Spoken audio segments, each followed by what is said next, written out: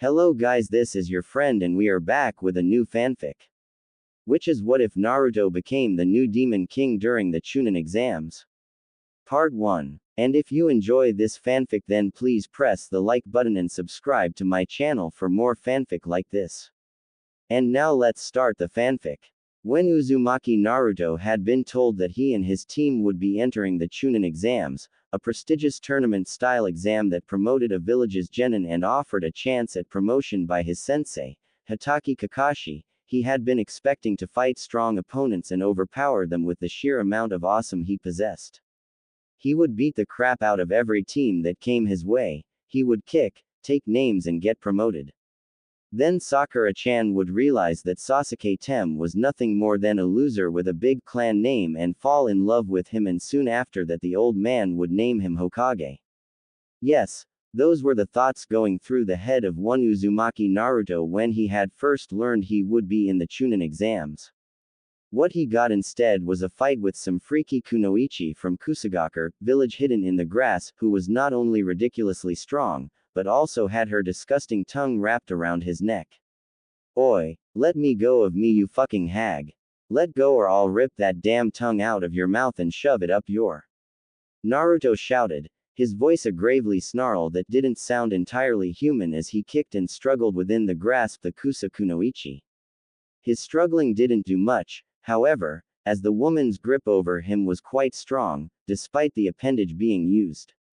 My, how interesting, the kunoichi said, ignoring the boy's rather crass words as she looked at Naruto's now red eyes. When your emotions are running high and the risk of death is great, the seal must leak Kyuubi's chakra. This is a most interesting development. Unfortunately for you, Sasuke-kun is the only one I wish to test right now. So you'll have to go. The fingers of the kunoichi's left hand glowed in a light purple as she slammed then into the seal on the blonde's stomach, Gogyo Fuian, 5-pronged seal.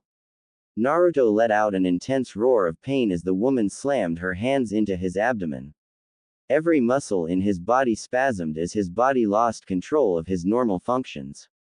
It felt like his finger had gotten stuck in a socket plug, or a current of lightning was racing through his veins. The soon became so intense that his eyes rolled into the back of his head and his body slumped in the kunoichi's grasp. Now that that's over with, the kunoichi tossed Naruto away, not caring if he fell to his death.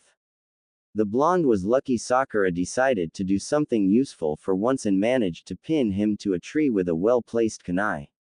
The Kusa kunoichi turned her attention back to Sasuke, who was still quivering in fear. Now my dear Sasuke-kun, show me how strong you are. Birth of the new Demon King. Naruto gave a soft groan as he opened his eyes, blinking a few times as he sat up. Great, Naruto groaned as he looked around the dank and darkened hallway. It wasn't hard to recognize where he was. If the craggy and cracked walls didn't give it away, then the knee-deep water soaking the floor would. Looks like I'm in a sewer of some kind. How the hell did I get here? He frowned as he looked around. This place looked nothing like the sewers of Konoha, and he had traveled those sewers many times to escape the occasional drunk who wanted revenge against the Kyuubi brat. The main difference he noticed were the pipes that were traveling along and through the walls and ceiling, they were glowing blue. He absently wondered what the hell was in those pipes to make them glow blue. His thoughts were derailed when his eyes saw that one lone pipe was red. Standing up he began walking down the hall, following the red pipe, which was the only one that traveled down the hall. When he came out he found himself standing in front of a gate, a very large gate, nearly 20 times his size and with fairly large steel bars. In the middle was a large piece of paper with the kanji for Fuian, seal, on it. However, it was, surprisingly enough, not the gate that got his attention, but instead the two people that were standing near the gate. The first was a man with long whitish blonde hair that went down to his back in a strand of messy spikes. His clothes consisted of a yellow headband, a yellow obi sash, and white pants. He was not wearing any shirt, allowing Naruto to see that the man was fucking ripped, lean hard muscles compacted on his frame giving him a look that spoke of both immense and power and overwhelming speed. His face twisted into a smirk as he saw Naruto. The second figure was that of a young teenage girl maybe 4 years older than Naruto, kneeling before this man in a bow of submission just behind the cage. She had long red hair with streaks of gold that were highlighted in it. Her long locks went into 9 ornate braids that reached her lower back. 2 bangs framed a face that was beyond perfect, a slight mixture between oval and heart-shaped. Her face had a regal beauty about it, with higher than average cheekbones that still managed to retain a soft look, a small button nose and cupid bow, lips which were a rich red color. Naruto felt it would be very easy to mistake her as some kind of Haim princess, or at the very least a rich noble.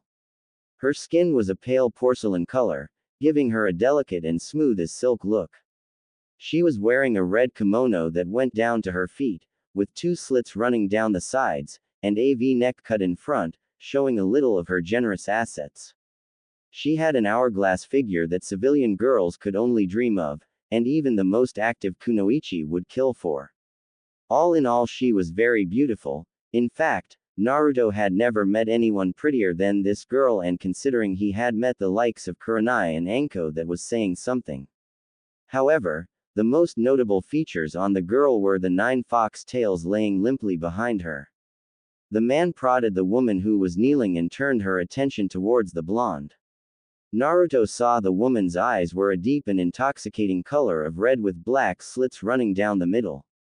He also took note of the shame that was currently written all over her face. Absently, he wondered just how he could read her face so well, but didn't dwell on the thought for long. As Naruto walked up to them, the man grinned. "I'm pleased to see you, Gaki. I had been hoping we would meet soon. But that damn seal kept getting in the way." At the word seal, Naruto stopped walking. He looked at the man for several seconds, before turning his gaze onto the woman. He looked back at the cage, specifically the seal, before things managed to click together for him. "You're the Kyuubi, aren't you?" Naruto asked, turning his eyes back towards the woman. He did not know how he knew this, well, aside from the 9 tails giving her away. However, Naruto would have normally not noticed those details right away, despite how glaringly obvious they were. Yet even as he wondered over his new sense of observation, he could feel that something inside of him was different than the few moments before he had come to wherever he was. It felt like he was undergoing some odd change that was beginning to affect him. It was as if a door had opened in his mind and allowed him to think more clearly. He didn't know what it was, or why it was happening, but he was too grateful at being able to actually think in a more logical manner to care. Hi, the woman said, her voice cracking with raw emotion. Naruto frowned at the tone of voice, even as the woman continued speaking. I am so sorry for what I have done to you, Naruto-sama." Naruto raised an eyebrow at the honorific, but did not comment on that. Instead, he chose to comment on his most recent observations of her character. "You don't seem to be some kind of demon of mass destruction like I had been told. That is because she was not quite herself when she attacked your village," Raizen interrupted, bringing Naruto's attention from the woman to him. Seeing that he now held the boy's attention, the powerfully built man continued, "She was manipulated into attacking Konoha." Naruto frowned for a moment, not quite sure what to make of this knowledge. Contrary to popular belief, he was not as stupid as he looked. Ignorant, yes. Naive, definitely. Slow, maybe. But not stupid. If he had been, then Naruto never would have survived past his 4th birthday. His problem had always been his notoriously short attention span, which was due to the nearly unlimited amount of energy he possessed. That overabundance of energy made it hard for him to concentrate on any one thing that he found interesting for too long. However, even with his newfound ability to think, he did not know what to make of the knowledge that had just been presented to him. In the end, he decided to put what he had heard on hold for a moment so he could deal with something less troublesome than the possibility that Kyuubi may not be a raging beast of hate and destruction. With that thought in mind, Naruto turned his complete attention on the male of the duo, and in a blunt manner said, "And who the hell are you?" My name is Ryzen, the man said with a smirk. He sounded amused by the blonde's blunt words, and perhaps even a little impressed. I am one of the 3 demon kings of Makai, but more importantly, I am one of your ancestors. Naruto's eyes widened at the comment, surprise overtaking his features. My ancestor. This was definitely not something he had ever expected, though he had never expected to meet his tenant either. His mind went to thoughts on what Ryzen meant when he said Demon King. It was definitely a title of some kind, and it was obvious from the way Kyuubi was being so subversive to the man that it meant he held a higher status than Kyuubi herself. Did that mean this man was more powerful than the supposed most powerful Biju in existence? Ryzen nodded. That's right. You are a direct descendant of me, and I suppose, in a way, my successor. Successor? Naruto asked, confused. So I'm a demon. Had he heard that before coming here, wherever here was, he would have been depressed at the knowledge that he was no longer human. Or had never been human. But even as he felt the small amount of sadness and fear creep into him, he could feel it being squashed by something else inside of him. Something that was changing him. Maybe it was a demon's pride, maybe it was just accepting the inevitable, or maybe his whole outlook on life was being fundamentally shifted to one where he looked on the world and everything in it with apathy. He couldn't say for sure, all he knew was that he didn't particularly care that he was a demon.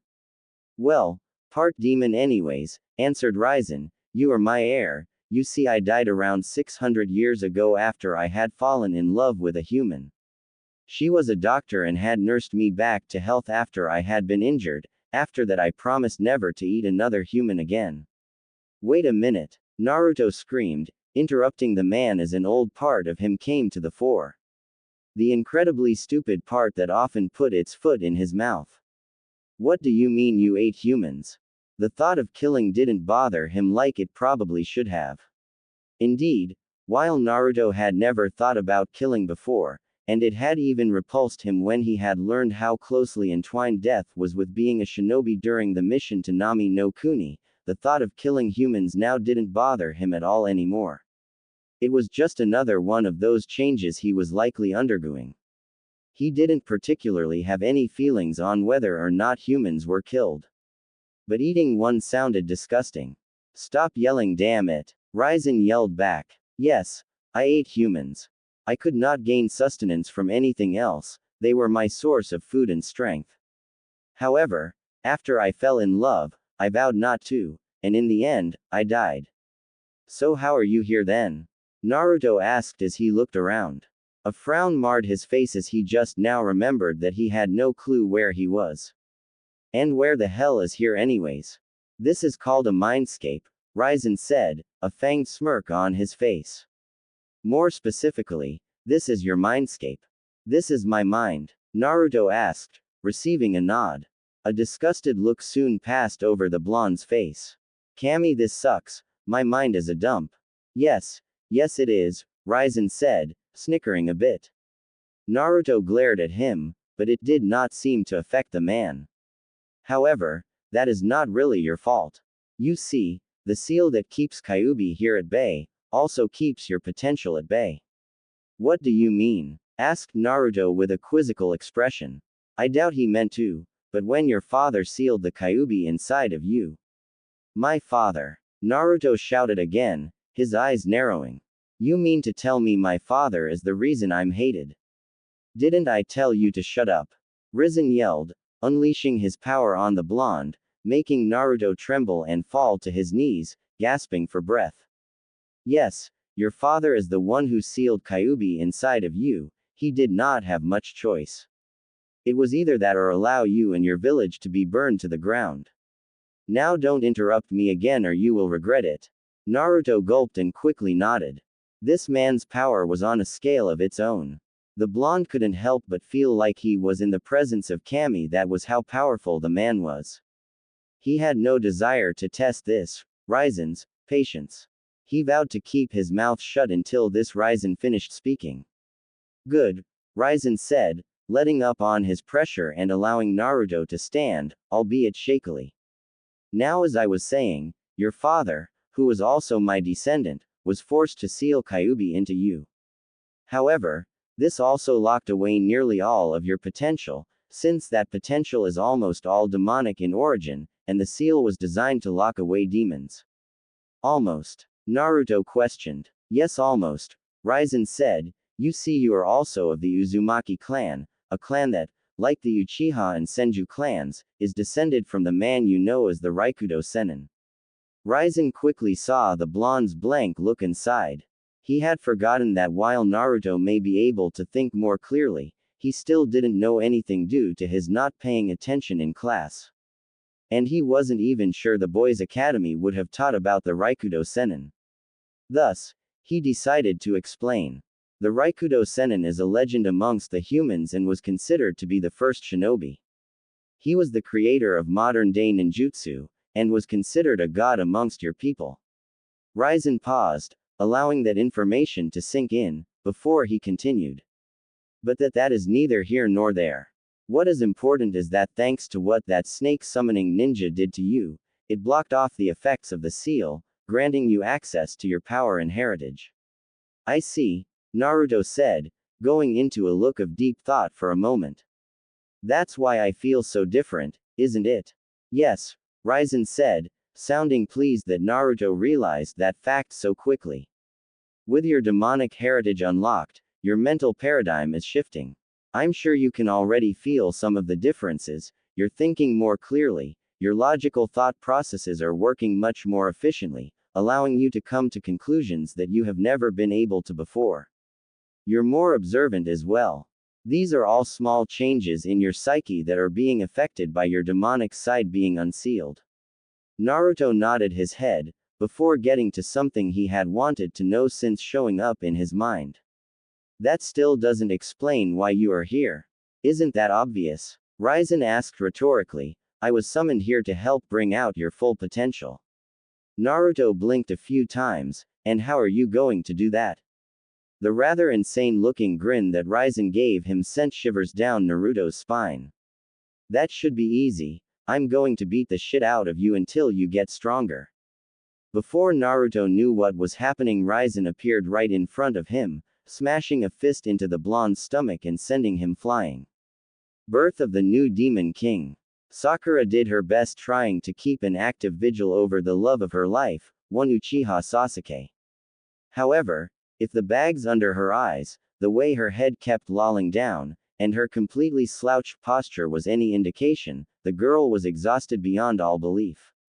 She had been awake for almost 24 hours now, foregoing even short naps, since she did not know if or when an enemy would attack. Sakura knew she had to keep constantly alert, constantly vigil. Yet, even as these thoughts crossed her mind, her head once more began to nod off, eyes closing as exhaustion started setting in. Crack. It snapped back up when she heard the sound of a twig snapping. Her eyes now wide, Sakura's head swiveled around to see a squirrel running towards her. She gave a sigh of relief when she realized it was not an enemy, however, her eyes widened again when she saw where it was running. In an act of desperation, she threw a kunai at it. Luckily for the squirrel, it hit the ground right in front of it, causing the creature to squeak and run off. She let out a relieved breath as she watched the small forest critter scurry away, then turned back to watch her teammates. Once more, Sakura attempted to keep her silent vigil. She had no clue how long she sat there, staring at her teammates and occasionally looking around at the surrounding forest, but soon enough, her head began to nod and her eyes began to close. That was when she heard a chuckle coming from in front of her. Looking up, it was to see the 3 Odo genin that had attacked Kabuto before the first exam. The boy on the far left had spiky, dark hair and dark eyes. A large beige t-shirt covered his upper body with the word, death, inscribed upon it in kanji on the front. He also had a pair of snake-patterned pants, 2 black strips fastening his shirt to him around the shoulder areas, black sandals, a snake-patterned scarf around his neck, and a headband secured tightly around his head. The guy in the middle, though he was slouched over, it was hard to tell just how tall he was due to this fact, but Sakura figured he'd at least be as tall as the other male in the group. He had bandages covering most of his face with the exception of the area around his left eye, had a large poncho with incredibly long sleeves, a snake-patterned scarf around his neck, and a straw raincoat protruding from his back where the scarf went around. The final member of their team was a girl, who had dark-colored eyes and extremely long black hair nearly reaching the ground, and was tied at the end by a violet ribbon. She was fair-looking, with a green vest similar to a flak jacket covering her upper body, a snake-patterned scarf adorned around her neck, a pair of pants of the same color, and sandals. All of them had a cocky-looking smirk on their faces, well, the two whose faces could be seen. She could not tell if the one with his head wrapped in bandages did or not but figured it was safe to assume he did. "Looks like you've been up all night," came the smug voice from slouched man in the middle. "Now if you don't mind, why don't you wake up the Uchiha? We're here to fight him." It was clear this man was the spokesperson and leader of the group. While he was talking, the other two just leered at the Pinkett. "What do you want here? I mean, what do you really want?" asked Sakura. "I know Orochimaru is calling the shots from the shadows." Her words caused the trio to widen their eyes in recognition of the name. "You guys work for him, don't you? Tell me what that mark he put my Sasuke-kun is. I wonder what that man is up to," Dosu wondered out loud. There was something going on here that he wasn't getting. Out of the three of them, he knew what the mark the girl was talking about was, having seen it on Orochimaru's elite before. Why would their leader give the brat they were supposed to kill such a powerful mark? He shook the thought off. Who was he to question Orochimaru's methods? HMPH, I can't stand hearing some snot-nosed little brat talking down to me like this. First I'll kill you, little girl, and then I'm gonna kill Sasuke. Zaku prepared to charge the girl. Wait, Zaku, Dosu ordered, getting his teammate to stop. The man walked forwards until he stopped at the spot where Sakura threw the kunai. Kneeling down on the grass, he ran his hand over the area. The color of this soil is the kind that shows it's recently been dug up, and this kind of grass doesn't grow in the forest of death. It looks like you tried to set a trap for us, rather poorly I might add. Sakura paled, causing the three Oto ninja to smirk before they leapt over the ground. Before they reached the apex of their jump, Sakura smirked, using the kunai in her hand to cut a strand of ninja wire attached to the kunai embedded in the ground next to her. As the second wire was cut, a large log came flying towards the three Oto genin. While the three Oto ninja were slightly surprised at the second trap, it wasn't so surprising that they couldn't do anything to defend themselves. Dosu placed the hand with the odd metal gauntlet on the log and channeled some chakra into it. The results shocked Sakura as the log was split in two, leaving the trio's progress to her unimpeded. Her eyes widened as the three descended towards them. As her mind registered that she was going to die, a loud shout of Konoha Senpu, Leaf Hurricane, distracted her from the defeatist thought, and a green blur appeared in front of the three Oto genin, knocking each of them away with a kick. As the green blur stopped moving, Sakura managed to recognize the familiar figure. Lee, she thought, confused. She remembered how he had fought and defeated Sasuke before the first stage of the exams. Why would he help her? Who the hell are you? Zaku shouted as he stood up and rubbed his sore cheek. I am Konoha's beautiful green beast, Rock Lee, proclaimed the bowl-cut, spandex-wearing genin. Lee, what are you doing here? Asked a bewildered Sakura. The boy looked back at her and grinned. I will always appear whenever you are in danger, Sakura-san. He reached over towards his shoulder and gently grabbed the squirrel sitting on it, before setting the woodland creature on the ground. It's all thanks to you, little guy. Sakura gave the boy a smile. She may not like him, but at least he was doing something to protect her. Thank you, Lee. Lee gave her a thumbs up before turning to the Oto genin. I said it once before, I'll protect you, till the day I die. Dosu eyed the green-clad genin wearily. He knew better than to judge the boy because of his terrible fashion sense. That speed he had shown proved he was good. No matter how good he is, he's no match for all three of us, Dosu thought as he began to advance towards Lee. Darting forward, Dosu uncovered the odd gauntlet he was wearing, rearing his fist back to strike at the genin. Much to his shock, said boy waited until he was halfway there before slamming his hands into the ground and pulling out a large chunk of rock and dirt. Dosu's arm hit the rocks, causing it to explode. While I have not seen you fight, I remember seeing you use that strange gauntlet against Kabuto-san, Lee stated calmly. Because I don't know what it is, logic dictates that I shouldn't let you hit me with it. Dosu narrowed his one good eye as he landed on the ground before rushing back towards the Konoha genin.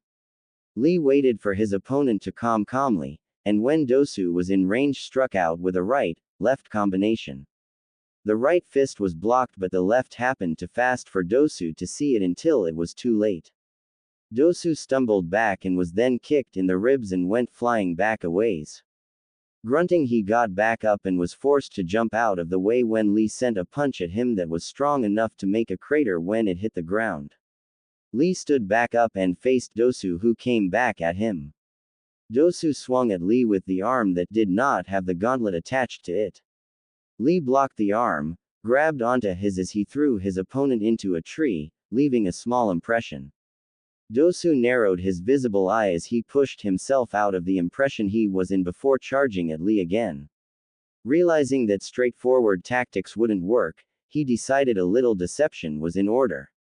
Coming in, Dosu made a feint with a high punch. When Lee moved to block him, he switched attacks and came in with a kick that caught Lee unawares.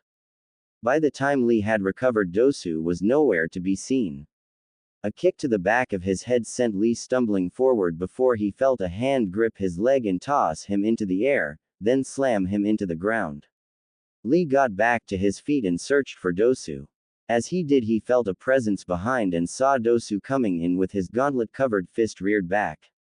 I am sorry, Guy-sensei, but I must use that jutsu, thought Lee as he unwound his bandages.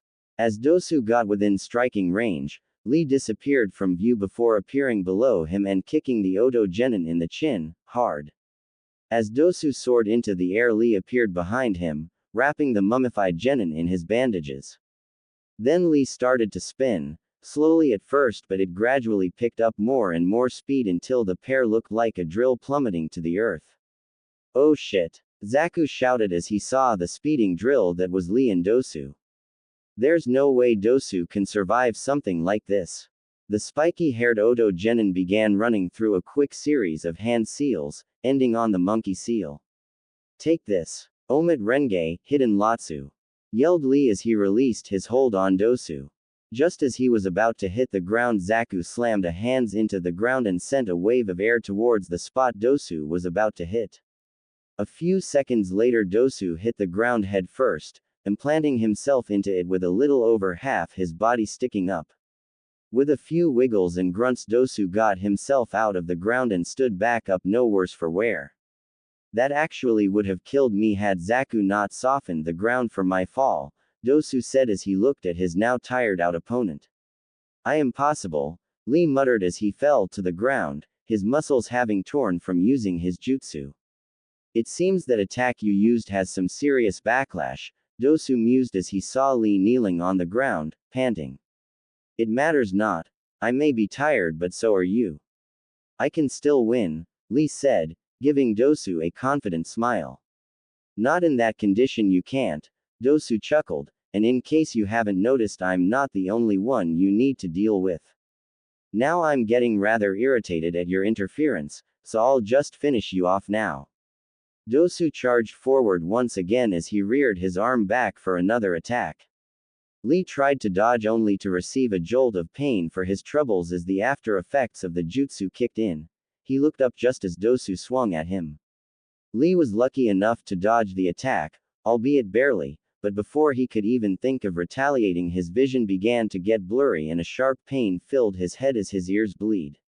Lee tried to stand, but as soon as he moved, he was forced onto his hands and knees as he began to throw up. You like? Asked Dosu. I call this my melody arm.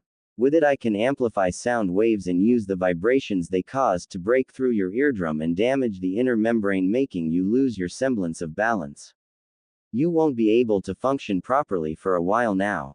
Deciding he did not want to be left out, Zaku lifted up his hands and pulled his palms up to reveal the hole he had in each hand. My specialty is the ability to control supersonic airwaves and air pressure, slicing up or blasting my opponents. To us, your jutsu are laughable. As you can see, you have no hope against us. You put up a good fight, but it's time to say goodbye, kid. Dosu reared his melody arm back, ready to strike. He didn't get the chance to swing as a powerful punch connected with his jaw, launching him back several feet. Dosu looked up in surprise at seeing a fiercely determined Sakura standing beside Lee, her fist held out in a punch. So it looks like she's not completely useless after all, Zaku commented with a sneer. Sakura panted as she glared at the trio. There was no way she could win against one of them, let alone all three at the same time. I wish Sasuke-kun was awake, Sakura thought to herself. Surely he would save me if he were. Cha. Sasuke-kun would kick there. Came the voice of inner Sakura, the alter ego that existed inside the Pinket's head. Unfortunately, Sasuke was unconscious and Lee was beaten. He had protected her while Sasuke was out of it, so the least she could do was help him until Sasuke could wake up and save them. Sakura-san? Asked a wide-eyed and surprised Lee. Don't worry, Lee, I can at least hold them off for a bit while you recover, Sakura said with a determined expression. Hey, I don't even know if she's worth the effort, Zaku commented. Well then, why don't I take care of this? Kin asked rhetorically. Sakura looked at Kin before dashing towards her. She flung several shuriken before going through a set of hand seals. Kin blocked or dodged all the shuriken and looked at the Pinket only to see 3 of her. You don't honestly think a pathetic jutsu like that is going to work, do you? Snorted Kin as she threw several Senbon at Sakura. All 3 Sakuras burst into smoke, with the one in the middle also being replaced with a log. Sensing a presence behind her, Kin turned to see 3 more Sakuras, all of them doing hand seals. Kin gave a grunt of annoyance as she tossed more Senbon. Once again, the 2 on either end disappeared in a puff of smoke while the middle one was replaced with a log. Kin spun around just as Sakura appeared behind her, blocking the punch the Pinket sent her before lashing out with her own fist. Sakura stumbled back, giving Kin the opportunity to knee the girl in the gut before kicking the back of her legs, forcing Sakura onto her knees. Then she grabbed Sakura by the hair, pulling on it as hard as she could, forcing Sakura to yelp in pain. Well, get a feel of this, it seems her hair is softer than mine, Kin's smirk turned into a disgusted sneer. If you have time to take such good care of your hair, you could have spent it better training. You're not even a real kunoichi, are you? Probably just a pathetic fangirl for the Uchiha boy over there. Hey Zaku, why don't we kill that Sasuke guy in front of this little bitch? Hey, it would be my pleasure, Zaku said as he made his way over to the shelter. Tears began leaking out of the corner of Sakura's eyes. Everything was going wrong. Sasuke was unconscious and about to be killed, and these people were going to force her to watch. These things weren't supposed to happen. Sasuke was supposed to wake up and save her, and then they would get married and she would have his babies. And now they were both going to die. Despite having nothing to do with her current predicament, she blamed Naruto for not being awake to help her protect Sasuke. A yank on her hair brought her head back up. Come on, pay attention. My teammate is going to kill your boyfriend, I wouldn't want you to miss it. Sakura's eyes widened. I can't let them kill Sasuke-kun. Sakura brought her kunai up, causing Kin to take notice. You don't seriously think you can get me like this, do you? Kin asked with a superior smirk. Don't be stupid, you're too weak to get me. Who said this was for you? Wah. Sakura slashed the kunai up behind her, cutting off her hair and surprising Kin. Standing up, the pink-haired girl reared her head back and smashed it into Kin's face, causing the girl to stumble back. Sakura then raced towards Zaku, who had taken notice, and began several hand seals. Zaku sent a blast of airwaves at her, but Sakura replaced herself with a log, reappearing on his left doing more hand seals. Gah, you're so annoying. Zaku shouted as he released more airwaves. However, Sakura once again replaced herself with a log, this time appearing above him. That stupid technique will only work so many times. He flung a kunai at her and then began searching around for where she would appear next.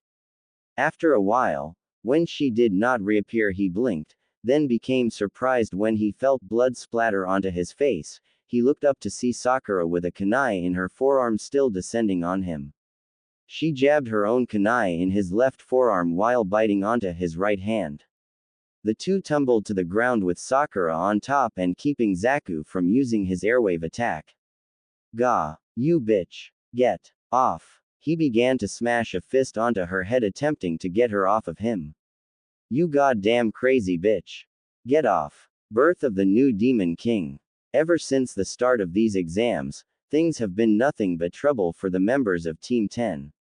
Their first problem had come from Choji, who, after several days within the forest, had begun to complain about the lack of food.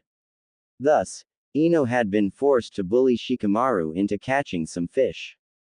The second problem had come from the task itself, namely, they hadn't been able to get the other scroll they needed. It hadn't helped that the few teams they had run into had been way too strong for them, and the only time they had run into a single ninja, it just had to be last year's Rookie of the Year. And that was a guy Shikamaru wouldn't face on his best day. Needless to say, the whole thing was very troublesome. If that wasn't enough, and these exams hadn't already gone pear-shaped, the three of them had run into the most troublesome situation to date. Choji, Ino and Shikamaru had just been minding their own business, trying to find some weaklings they could get a scroll from, when they had stumbled on the scene and watched in horror as one of the people they knew from the academy was getting her face beaten in. What do you want to do, Ino? Asked Shikamaru, for once his voice not sounding lazy. It was troublesome, but much as he just wanted to watch the clouds or go to sleep, now was not the time. Ino bit her lip as she remained silent. She didn't know what to do. A part of her wanted to help her former friend. She could still remember how she first met Sakura. The pink kid had been getting picked on by Amy, a former classmate of theirs that had failed to graduate. She had helped chase them away, then discovered they had been making fun of Sakura for her large forehead. Ino could still remember the day she had given Sakura the red ribbon she had used to wear back at the academy, claiming that if she made a big deal of her forehead, then others would simply make more fun of her.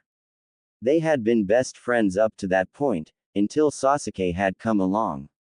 It had been 6 months into the academy when Sakura had given her back the ribbon she had given the Pinkett as a sign of their friendship, claiming that they were rivals from now on for Sasuke's affection.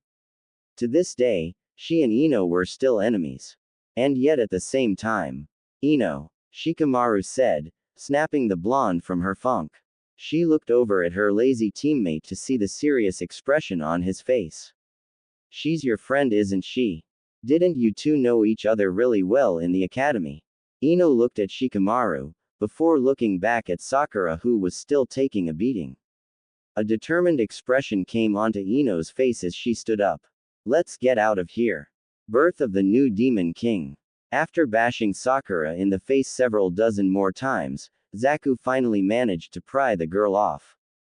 The girl had been pretty damn tenacious, hanging on like a pit bull once it got its hands, or teeth as they were, a bone. Zaku had lost count of the number of times he'd pounded his fist into the girl's head, but the last one finally managed to dislodge her. As Sakura was sent sprawling to the ground, he stood up, a scowl on his face as he glared down on her. Damn bitch! Zaku growled, anger and hatred permeating his voice. I'm gonna blow you away, you little cunt. The Oto Genin's hands were quick to come up, the blow holes within his appendages practically humming with chakra. He was just about to blow her to oblivion when Team 10 appeared, Shikamaru on the left, Ino in the middle, and Choji sitting on his hand on the right. It became clear that only Shikamaru and Ino had come willingly, because Shikamaru was holding onto Choji's scarf, having obviously dragged the larger boy with him. What the hell is this? The second line of defense, Zaku snorted. No matter how many of you losers turn up, the outcome is going to be the same. He was beginning to get particularly annoyed by all of the interruptions they'd been having. This mission was supposed to have been simple: find Sasuke and kill him. He was already unconscious and the girl shouldn't have taken much to put down. Minimal fuss, minimal risk. Now they not only just finished a fight with some taijutsu freak that looked like he'd glued caterpillars to his eyebrows, but the pink-haired little bitch had proven to be more trouble than she was worth. And now they had to deal with this interruption. It was fraying the end of Zaku's relatively short fuse. Ino. Sakura voiced her confusion. Why are you here? TCH. Ino huffed, not bothering to look at the girl as a small smirk formed on her face. Didn't I tell you before? I'm not going to let you show me up, forehead. There's no way I'm going to let you show off for Sasuke-kun and leave me behind. They just keep swarming in, they're like bugs. Dosu mumbled, his single visible eye narrowing into a glare as he looked at the three new ninja now standing in the way of their mission. These foolish Konoha ninja will be sorry they ever decided to butt into business that doesn't concern them. What the hell are you two thinking? Choji hissed. These guys are too dangerous. Choji knew that out of all the teams theirs was likely the weakest. While Shikamaru had never outright said it, he knew enough about his lazy friend to read between the lines. All one had to do was look at the facts. They had the laziest jonin in Konoha, who preferred playing shogi to teaching. Shikamaru never trained, preferring to either watch the clouds or play shogi with Asuma. He himself was always eating while watching the clouds or watching Shikamaru play shogi. And Ino either only complained, fawned over Sasuke, or talked about how she would beat Sakura, which often involved Sasuke. It was made worse because each of them only knew one of their clan techniques. Shikamaru was too lazy to learn any more. Ino was too busy being a fangirl. And Choji was always too busy eating to learn. The facts were they had nothing over this team, if what they had seen so far was any indication. He was snapped out of his thoughts when Shikamaru spoke up. It's troublesome, but we have to do this. Now that Ino's shown herself, we men can't just run away. Sorry I got you two involved, Ino apologized. But we are a three-man team, we do everything together. Meh, whatever happens, Shikamaru shrugged, we'll find a way to deal with this. But I don't wanna die yet. Whined Choji as he turned around and attempted to make a run for it. However, Shikamaru had latched onto Choji's scarf to keep him from leaving. Come on Shikamaru, let go of my scarf. Hehe, you can leave if you want, fatty, Zaku said, grinning darkly. Choji stopped moving completely. All thoughts of leaving disappeared when Zaku said those words. What did he just say? I couldn't hear him too well. I said you can go back into the forest and yourself. Fat. Zaku exclaimed. Oh no, now he's done it. Shikamaru muttered a quick curse of troublesome under his breath. That word is taboo for Choji. Choji did complete 180 turn around as steam began to pour out of his ears. I'm not fat, you stupid piece of shit. I'm big boned. And now I'm gonna squash you. Alright, now we're talking. Ino cheered, while Shikamaru muttered a quick, troublesome. Take it away Choji. With pleasure. Choji put his hand into a ram seal. Baika number jutsu, double weight jutsu. Right before the eyes of everyone present, Choji's body quickly expanded to nearly 3 times his size. Too many, he looked like a giant balloon. His limbs and head were pulled into his clothing, with chakra coming out of the holes, turning him into a giant ball. Nikuden Shensha, human boulder. Pudgy's rule. He cried out, somehow still perfectly clear despite being inside his clothes, before he began rolling towards Zaku faster than the Oto Genin expected. What the hell is this? Zaku held out his hands and sneered. It's just a rolling ball of fat. Zenkuaha, slicing airwaves. A blast of powerful airwaves was sent towards the rolling ball that was Choji. As the attack hit, the airwaves proceeded to slow the large ball down, but did not stop the technique in its entirety. Instead, the two attacks seemed to be in a stalemate, with the airwaves trying to stop the green ball from running Zaku over, and Choji continuing to try and press onwards, unaffected by the airwaves. Neither force seemed willing to back down, and it looked like the fight would become a battle of attrition. That all changed when Choji ascended into the air, moving out of the slipstream the airwaves created. What the? My airwaves were useless. Zaku shouted, his voice surprised and his eyes widening. It wasn't every day someone saw a ball of fat move like that. And I can't touch that thing or it will rip my arms off, then I'll be crushed. Seeing the predicament his teammate was in, Dosu began to run towards Zaku. Before he could get even 5 feet he found himself frozen. Out of the corner of his eyes he noticed his shadow was attached to Shikamaru who was holding up a hand seal. Kage main no jutsu, shadow possession jutsu, success. The shadow using Genin muttered, a bored yet victorious look on his face. My body, I can't move. Dosu found that even talking was requiring some effort. This must be some kind of paralysis jutsu. Choji slammed into the ground, forcing Zaku to jump away lest he be crushed. While the Oto ninja may have gotten away clean, the landscape around where Choji slammed into the earth formed into a large crater that was several inches larger than the Akamaiki himself. Shikamaru put his hands on his head with the fingertips touching his head, forming an M and forcing Dosu to do the same. Dosu, what are you doing? Kin shouted as she saw Dosu moving into weird poses. Ino, now it's just the girl we need to take care of. Shikamaru shouted as he used his hands to make a pair of ears on his head, forcing Dosu to do the same. Got it, Shikamaru. Ino made a triangle hand seal, aiming it at the only female Oto ninja. Take care of my body. Ninpu. Shintenshin no Jutsu, ninja art, body possession jutsu. Before Kin could do anything, the jutsu hit and the dark-haired girl's eyes seemed to glaze over. Ino's body swayed a bit before Shikamaru caught her, while Dosu made the same pose but caught no one. It's over now. The now-possessed Kin shouted as she pulled out a kunai. If you guys move an inch I'll slit this girl's throat. When I can't sense your chakra anymore I'll let her go. If you don't want it to end here I suggest you leave your scroll and get out of here. Both Dosu and Zaku just looked at her, confusing the Konoha ninja.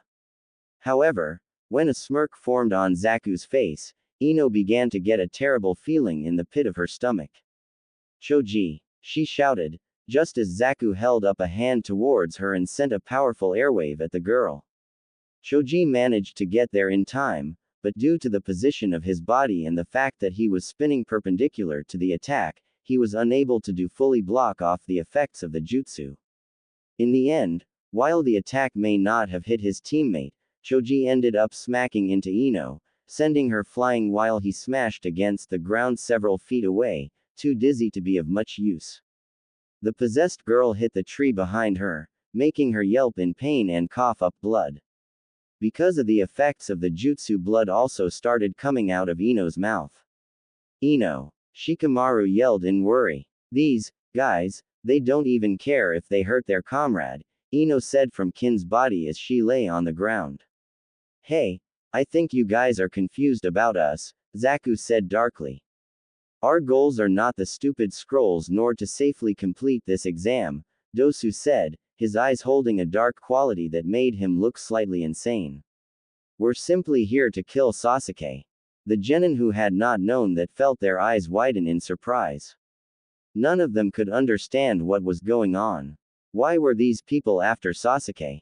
As far as they knew, Sasuke had never done anything to warrant assassins coming after him.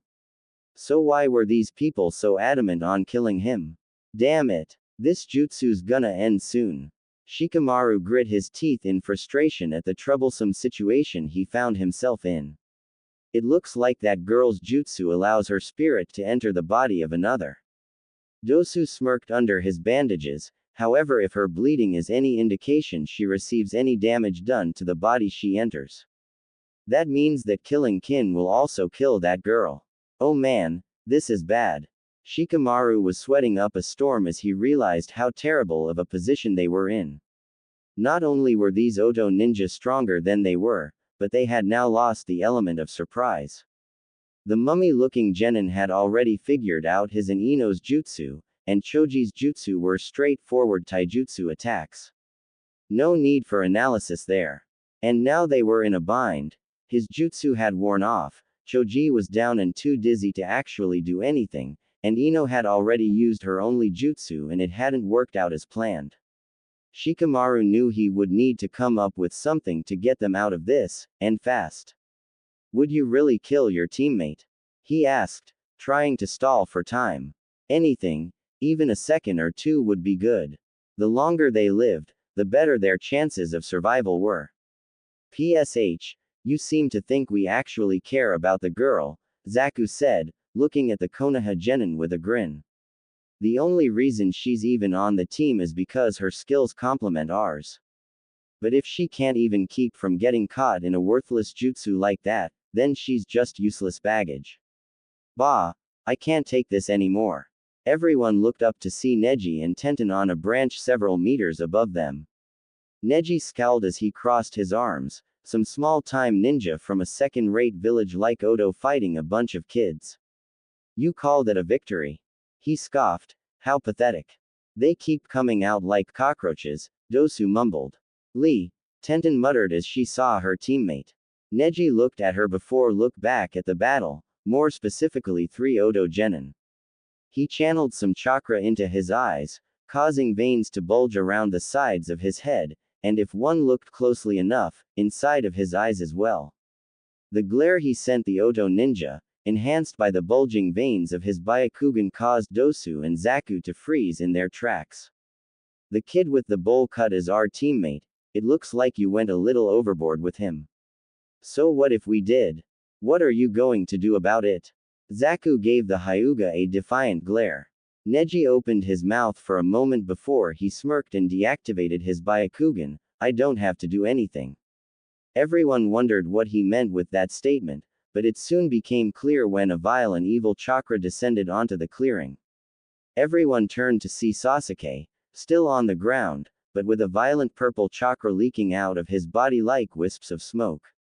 It wasn't long before the chakra covered his entire body, encasing him in an ugly purple barrier. Said barrier soon exploded, purple chakra lashing out in all directions. Sasuke was standing, his legs spread out, the upper half of his body slouched down in a slightly feral position. The right side of his body began to glow with odd orange markings that spread across his face, arms and legs like a parasite, strange symbols that looked every bit as evil as the chakra he was unleashing felt. Sasuke-kun, Sakura mumbled in shock, awe and more than a little lust as she saw all of the power he was emitting. This, Sasuke Uchiha said in awe, his eyes looking at the arm that was covered in all of the Fuinjutsu markings. This power, this is just what I need to kill Itachi. As if just noticing for the first time that he was not alone, Sasuke's head raised and his eyes sought out all of the people around him. Everyone his gaze landed on tensed, minus Zaku who either didn't feel the power he was emitting, or simply didn't care. A sick grin spread across Sasuke's face. How come I wasn't invited to this little party? Birth of the new Demon King.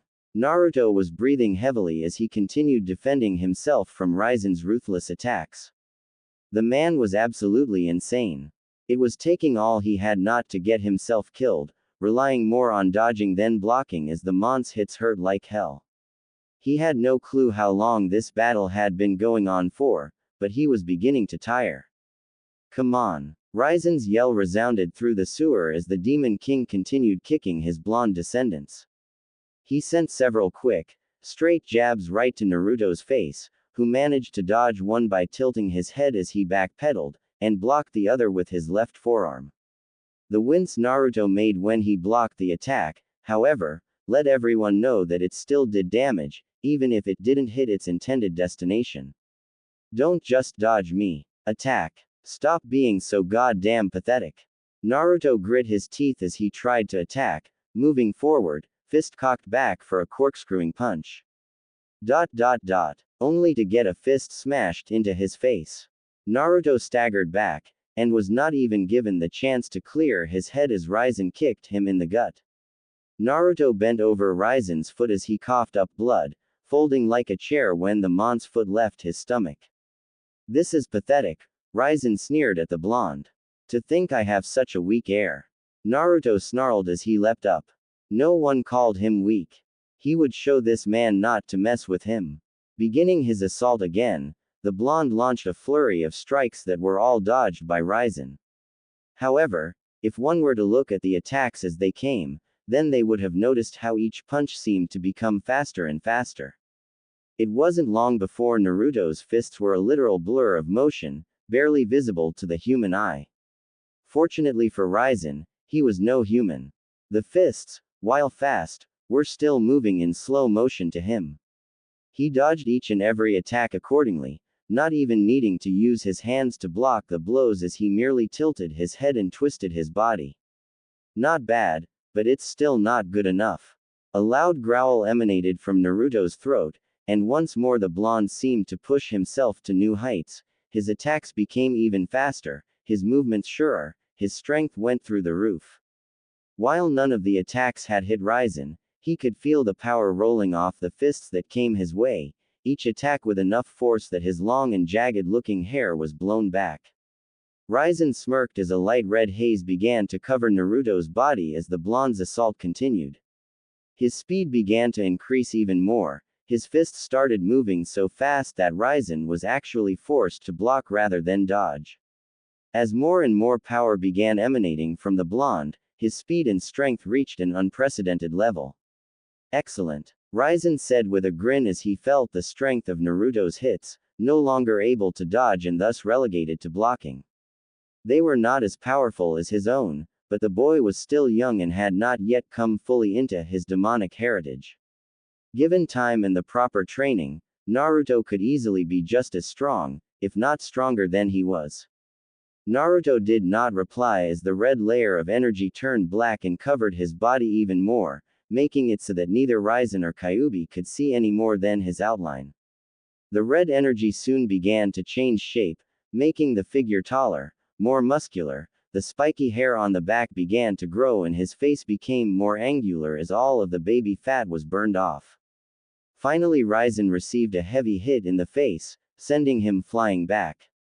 Raizen grinned as he landed on his feet and looked at the new Naruto that appeared before them when the red energy melted away. I am pleased to see that you may be worthy of being my descendant after all. Unfortunately, my time with you is now done, Raizen said. What do you mean? Naruto asked. He was breathing heavily, as if he had just run a marathon. Or had a fight with a demon king. However, he was still ready for more.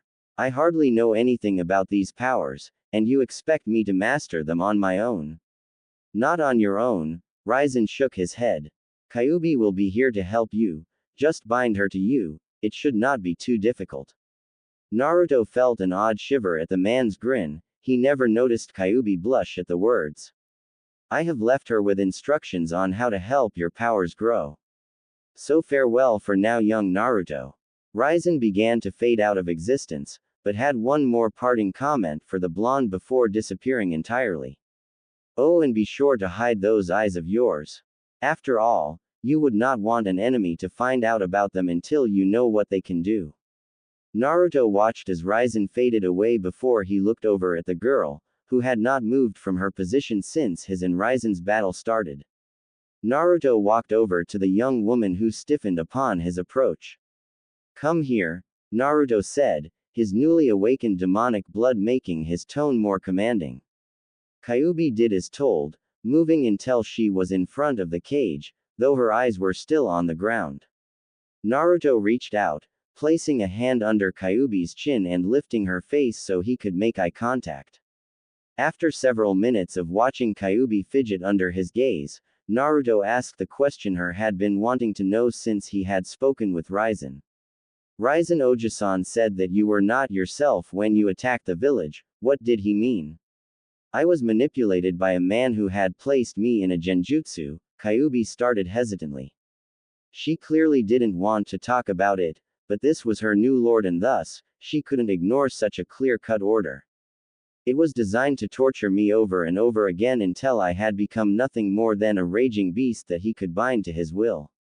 You don't seem like the type to fall for a simple illusion, Naruto commented with a frown. I had been told Kitsune were masters of illusions. We are. The reason I fell to this mon's abilities was because I. Yes. Naruto asked when Kyuubi stopped talking. Kyuubi sighed as she realized it would be best to get this out of the way with. The reason I was susceptible to that man's illusions was because of how I was attacked. The first time he brought me under his control, he had summoned me to this plane by surprise and I had no time to actually resist him. The second time he managed to control me was because at the time I had been trying to escape from your mother. My what? Asked Naruto in a whisper, as if he had not been sure he heard the fox woman correctly. Your mother, Naruto-sama, Kyuubi said, looking away, clearly uncomfortable. It's obvious you don't know, but you are not my first Jinchuriki. I have had two before you. The first was Uzumaki Mito, the wife of the Shadaime Hokage who sealed me within herself during the first time I had been controlled. My second host was Uzumaki Kushina, your mother. I see. Naruto closed his eyes as he processed that information. It was hard to believe, but her words made sense. From what he had heard, the Kyuubi appeared out of nowhere, and without warning as it began attacking the unprepared village of Konoha. Most of the academy students had just accepted the knowledge without question, but Naruto had always questioned how the Kyuubi had managed to kill so many of the village's civilians. One would have thought that if the Kyuubi had been coming to Konoha, the village would have prepared, or even abandoned the village to rebuild at a later time. Which meant Kyuubi had appeared without warning, and done so close enough to Konoha that she was able to attack immediately after appearing. He wasn't quite sure what to think about this new information, he wasn't even sure he wanted to think about it.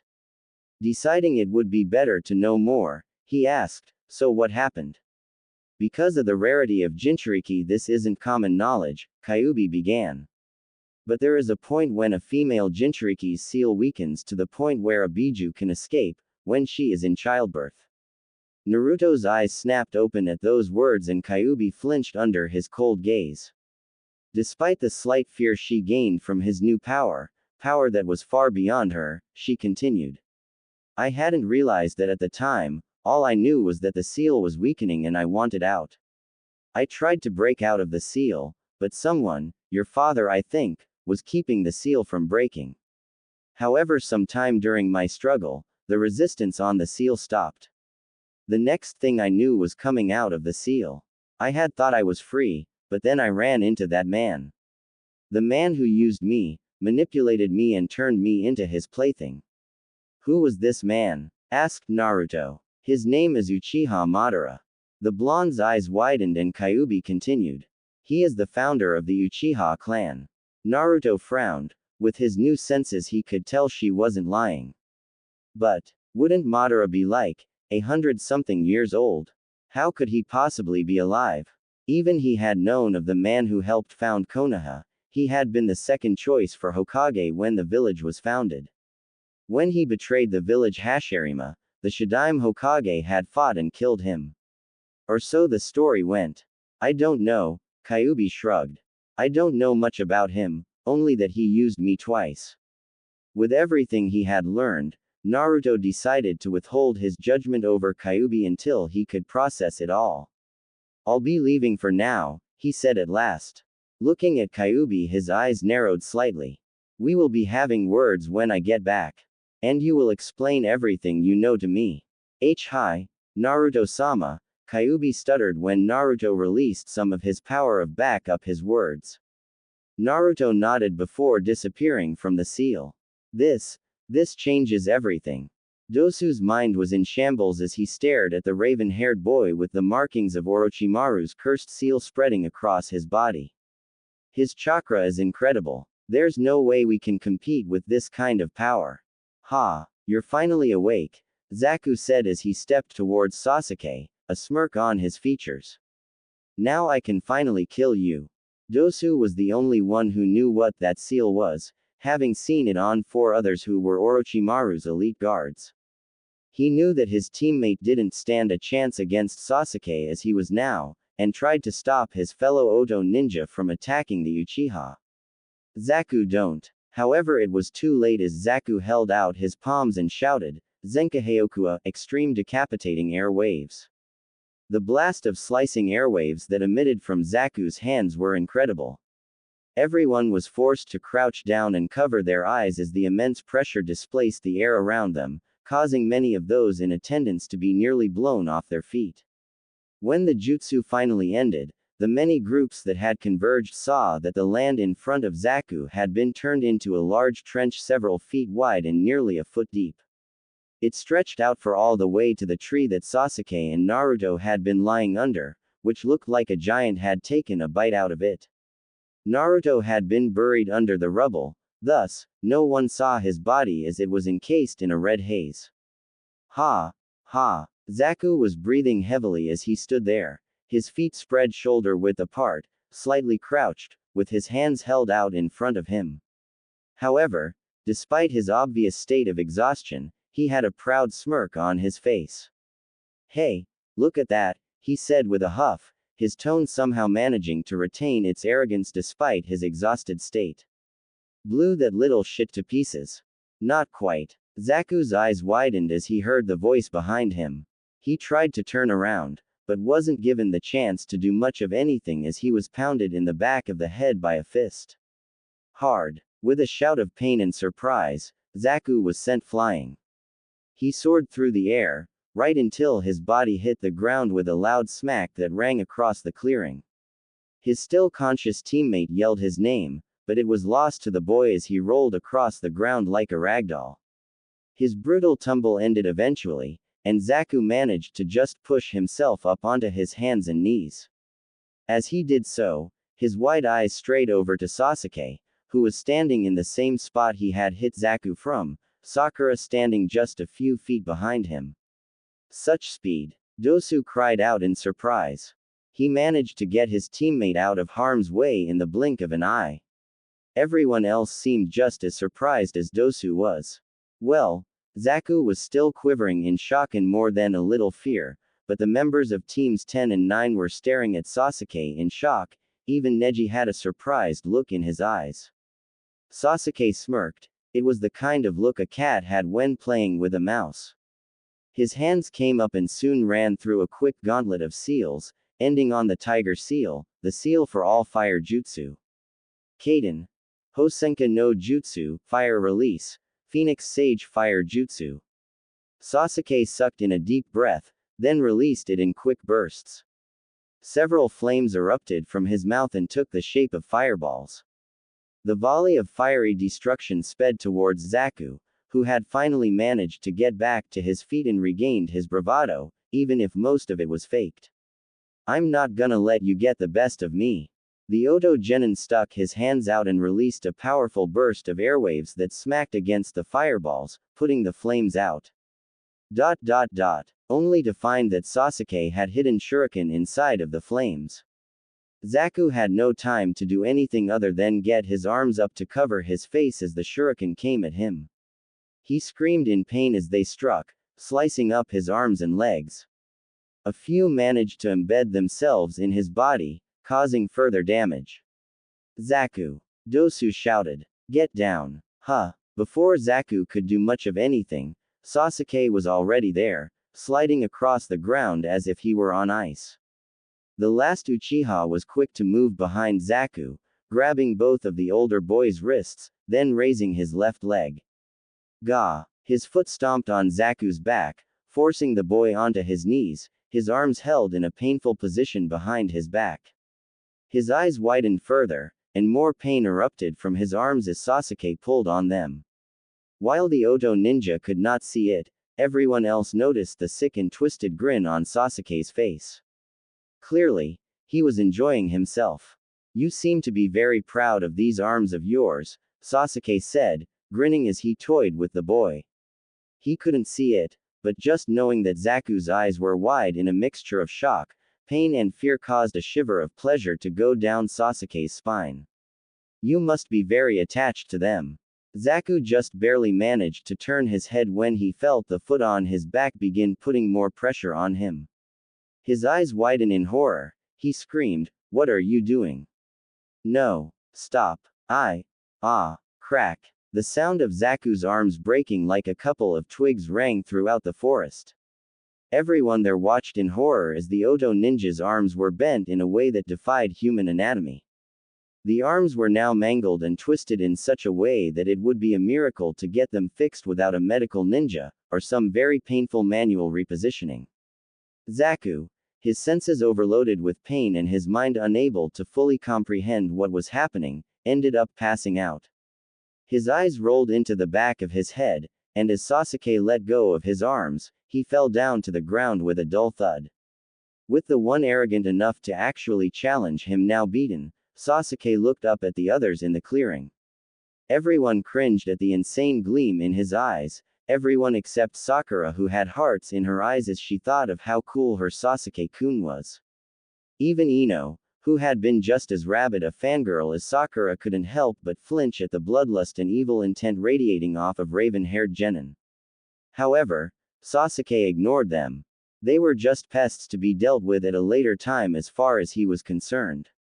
Now who's next? Sasuke said as he advanced on Dosu, who began backing away in fright. The Uchiha noticed this and grinned. Scared? That's too bad. I was hoping you would provide more entertainment than that other one, but it looks like I'm not going to get even that. However, before Sasuke could get to Dosu, another powerful chakra came crashing down on the clearing, this one so potent that everyone, even Sasuke, was forced to their knees as they struggled to breathe. No one could pinpoint the source of this power, mainly because no one could actually lift their heads to look. Only Negi would have been capable of seeing where the source was coming from due to his Byakugan, and he had been forced to turn it off, lest the chakra saturating the area blind him. Underneath the rubble from the tree where Naruto had lain, the red cocoon that had surrounded him exploded. The debris from the tree flew everywhere as a bright red light flashed across the clearing. Everyone was forced to close their eyes as a red light came over them. When it was over, they turned their attention to the tree where the light had come from, and were shocked to see a person standing there. He stood at about a height of about 167 centimeters, making him a little over a head taller than Sasuke.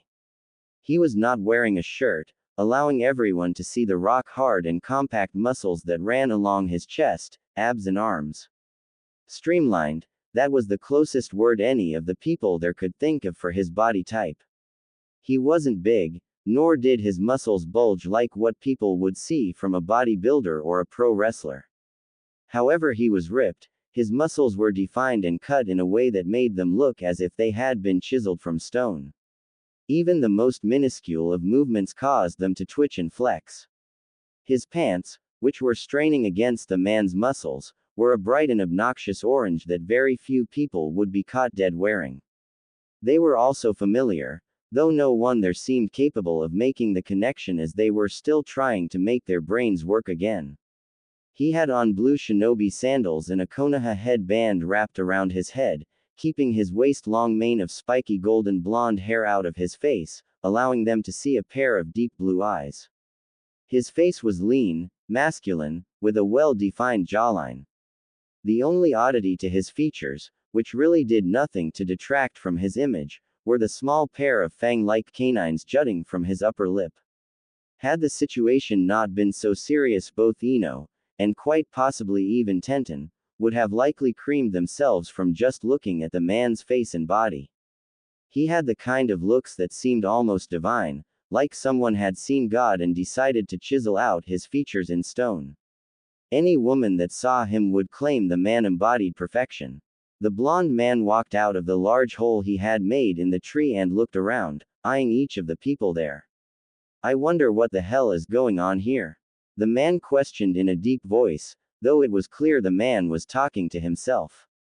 He did not seem particularly concerned about the situation he was in. If anything, he seemed amused. Sasuke looked at the man who was radiating power like beacon with jealousy. This man's power was even stronger than the one he was using. That power should be his. Who the hell are you? Sasuke demanded to know, his Sharingan eyes glaring at the man. Combined with the cursed mark, it made for an intimidating sight. The before him did not seem fazed in the slightest.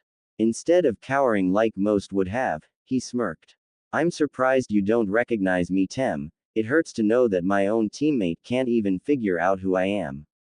Sasuke narrowed his eyes as he registered what the man said, Dobi. Everyone looked over at the blonde in shock when they heard Sasuke's words. There was no way this ripped and extremely powerful-looking man could be the dead last of their class. Could there? Naruto laughed and gave Sasuke a mocking clap. So I see you really do have a brain in that head of yours. Sasuke growled, I'm gonna have to show you why you shouldn't insult your betters, loser. My betters, huh? Naruto said with a grin as he watched Sasuke get closer. To him, the boy was moving in slow motion. The blonde watched and waited, not even bothering to react until Sasuke was right next to him and preparing to send a punch his way. The young Uchiha didn't even know what hit him as Naruto's fist collided with his chest, the power behind the punch making it feel like his entire ribcage had caved in before he was sent flying. Everyone watched in absolute shock as Sasuke was sent sailing right into a tree, hitting the trunk hard enough to cause it to crack. Sasuke slid down the tree as his cursed seal receded. He was unconscious before he even hit the ground. Naruto ignored the shocked looks on everyone's face as he walked over to Dosu. Hand over the scroll now, or I'll finish what that little bitch of an Uchiha started, Naruto commanded. Dosu gulped as he grabbed his scroll. He knew better than to mess with someone who could defeat Sasuke with his cursed seal so easily. Here, will you let us go? Dosu asked as he tossed Naruto his scroll. Naruto caught the scroll and looked at it. Nodding with a satisfied look, he pocketed the scroll and gave Dosu a dismissive wave. Yeah, you can leave. Dosu held in a sigh of relief as he picked up Zaku and Kin, throwing one over his shoulder and the other in an underarm carry. Naruto waited until Dosu was out of sight, before turning around to face the Konoha genin. Yo, he said with a wave. Everyone looked at him, still stunned. Naruto? Shikamaru asked, his tone unsure. While he felt this was the best guess he had, mainly because of the kill me orange pants the man was wearing, it was still hard to believe that this man was the obnoxious loudmouth they had known at the academy. Shikamaru couldn't help but wonder what happened to the blonde. They had all seen him lying under the tree with Sasuke, and he had most definitely not looked like he did now. Which meant that something must have happened between those few seconds during the recent battle between Sasuke and the Oto ninja. But what? Shikamaru wondered. Unfortunately, even he couldn't come up with any explanation as to Naruto's extraordinary transformation. Naruto rolled his eyes. Who else would I be? The fucking Tooth Fairy. Those words seemed to snap everyone out of their stupor, though many were still left wondering how this person, who was radiating power like a furnace, could possibly be Naruto. Sakura, however, did not care as she remembered what Naruto did to her Sasuke-kun. Her eyes quickly became enraged as she stood up. She began to march over to Naruto, her march quickly turning into a run as she shouted, Naruto no baka, look what you did to Sasuke-kun.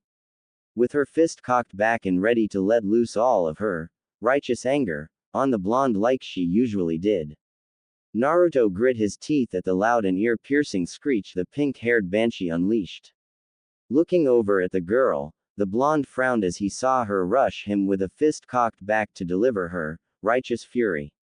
Not that he had any intention of letting her hit him anymore. He sidestepped her rather clumsy attack, chopping the back of her neck as she passed him to knock her out. As she fell face first to the ground, Naruto sighed and created two clones, one to carry Sakura and one to carry Sasuke. He looked over at teams 9 and 10, I suggest you guys get moving to the tower. With nothing left to say, the blonde leapt into the trees and disappeared. Was that really Naruto? Asked Ino. Now that the danger had passed, she felt herself shiver and slump to the ground. Her face became flushed as her mind remembered just how attractive the blonde had become. That is, if that was really Naruto. When did he get so hot? It looks like it, Shikamaru muttered, a disgruntled look on his face. It was clear he was not pleased with this new development. He also had no trouble expressing this through more complaining. This is just great, now that blonde is going to be even more troublesome. Come on, we'd better head to the tower so we can get out of this troublesome forest. Birth of the new Demon King. Naruto grinned as he and his clones hopped through the trees at a speed that would put most ninja to shame. He felt great. Ever since he had woken up, Naruto felt like his body had been hooked up to a power coupling. His chakra, which had already been quite large, was now through the roof. The second chakra system, which he recognized as his Yukai, was a barely contained maelstrom of power, giving his namesake justice. He could feel it coursing through his body, rolling off him and giving him more energy than 1,000 ninja. He felt powerful, invincible. Absently, he twirled the new heaven scroll he had gotten from a group of unsuspecting AIM ninja that he had jumped around his fingers. It was amusing to see how pathetic some of the people entering this exam were. The 3 AIM ninja had been so busy trying to lay a trap for the clones he had sent after sensing them, that they had not even realized the real danger until he appeared within their midst. Now they were dead and he had their scroll. The blonde Uzumaki wasn't sure how long he had been in this forest, having been unconscious for some time during what he had decided to call his rebirth, since he felt it fit the description of his new changes. Currently, he and his clones were making their way towards the tower in the middle of the forest of death. He wanted to get there within the next hour. Naruto looked over to see Sakura starting to wake up. Her body was stirring and her eyelids were beginning to flutter. A frown marred the blonde's face. He didn't want to have to deal with the girl shrieking right now. Thankfully his clone noticed too and made sure her head hit on a tree branch so he would not have to listen to the pink-haired girl screaming. The blonde took a moment to wonder just what the hell his old self had been thinking when he thought he was in love with that girl. She was nothing more than an overly loud and abusive fangirl, one who used every opportunity she had to degrade and hit him. His thoughts on his former stupidity in liking a banshee like Sakura didn't last long, however, since he had far more important things to think about. Several minutes later Naruto found himself standing in front of one of the doors leading into the tower. After kicking the door open, Naruto walked in and looked around. The room was fairly large, with several red columns on either side acting as supports. The walls were a barren gray, with cracks and stains that showed just how old this tower really was. The tiles were white, and while the walls were in rough shape, the tiles looked almost brand new. Strange. Soon enough, the blonde's eyes landed on a large poster hanging on the wall opposite the door. Naruto's keen eyes were quick to pick up what it said. Realizing it was a riddle and what it meant, Naruto created a clone and handed it the heaven scroll. The clone looked at Naruto, and seeing him nod, they both opened their scrolls at the same time. On the inside of both scrolls were a mass of lines and squiggles. They varied in size, shape and length, all of them written around a circle that seemed to be the base. It took a moment for the blonde to recognize the symbols as seals, but when he did his eyes widened as he realized what they likely meant. With a shout to his clone, both he and his doppelganger were quick to toss the scrolls away. The 2 scrolls hit the ground, forming an X as the heaven scroll landed on top of the earth scroll. There was a burst of smoke, and when it cleared, Iruka was standing in front of Naruto. Iruka was a man of average height and build. He had brown hair that was being kept in a ponytail, dark eyes and a scar that ran across the bridge of his nose, which he has had since his youth. He was wearing the standard Konoha shinobi outfit complete with forehead protector, sandals and flak jacket. The only difference between his outfit and most others was that he had the sleeves rolled about a fourth of the way up his arms. Iruka-sensei, Naruto said with a small smile on his face as he saw one of his only precious people. Iruka was the first person to believe in him besides the Hokage, and one of the only people that Naruto considered family. Hello Naru, too, Iruka trailed off as he got a look at the new Naruto. His eyes widened in shock and for a second, It seemed he had been struck speechless. The scarred man managed to recover admirably, however, and was quick to ask, "What happened to you? You look different." Naruto finished for Iruka with a shrug and a grin. "Let's just say my bloodline awakened and leave it at that."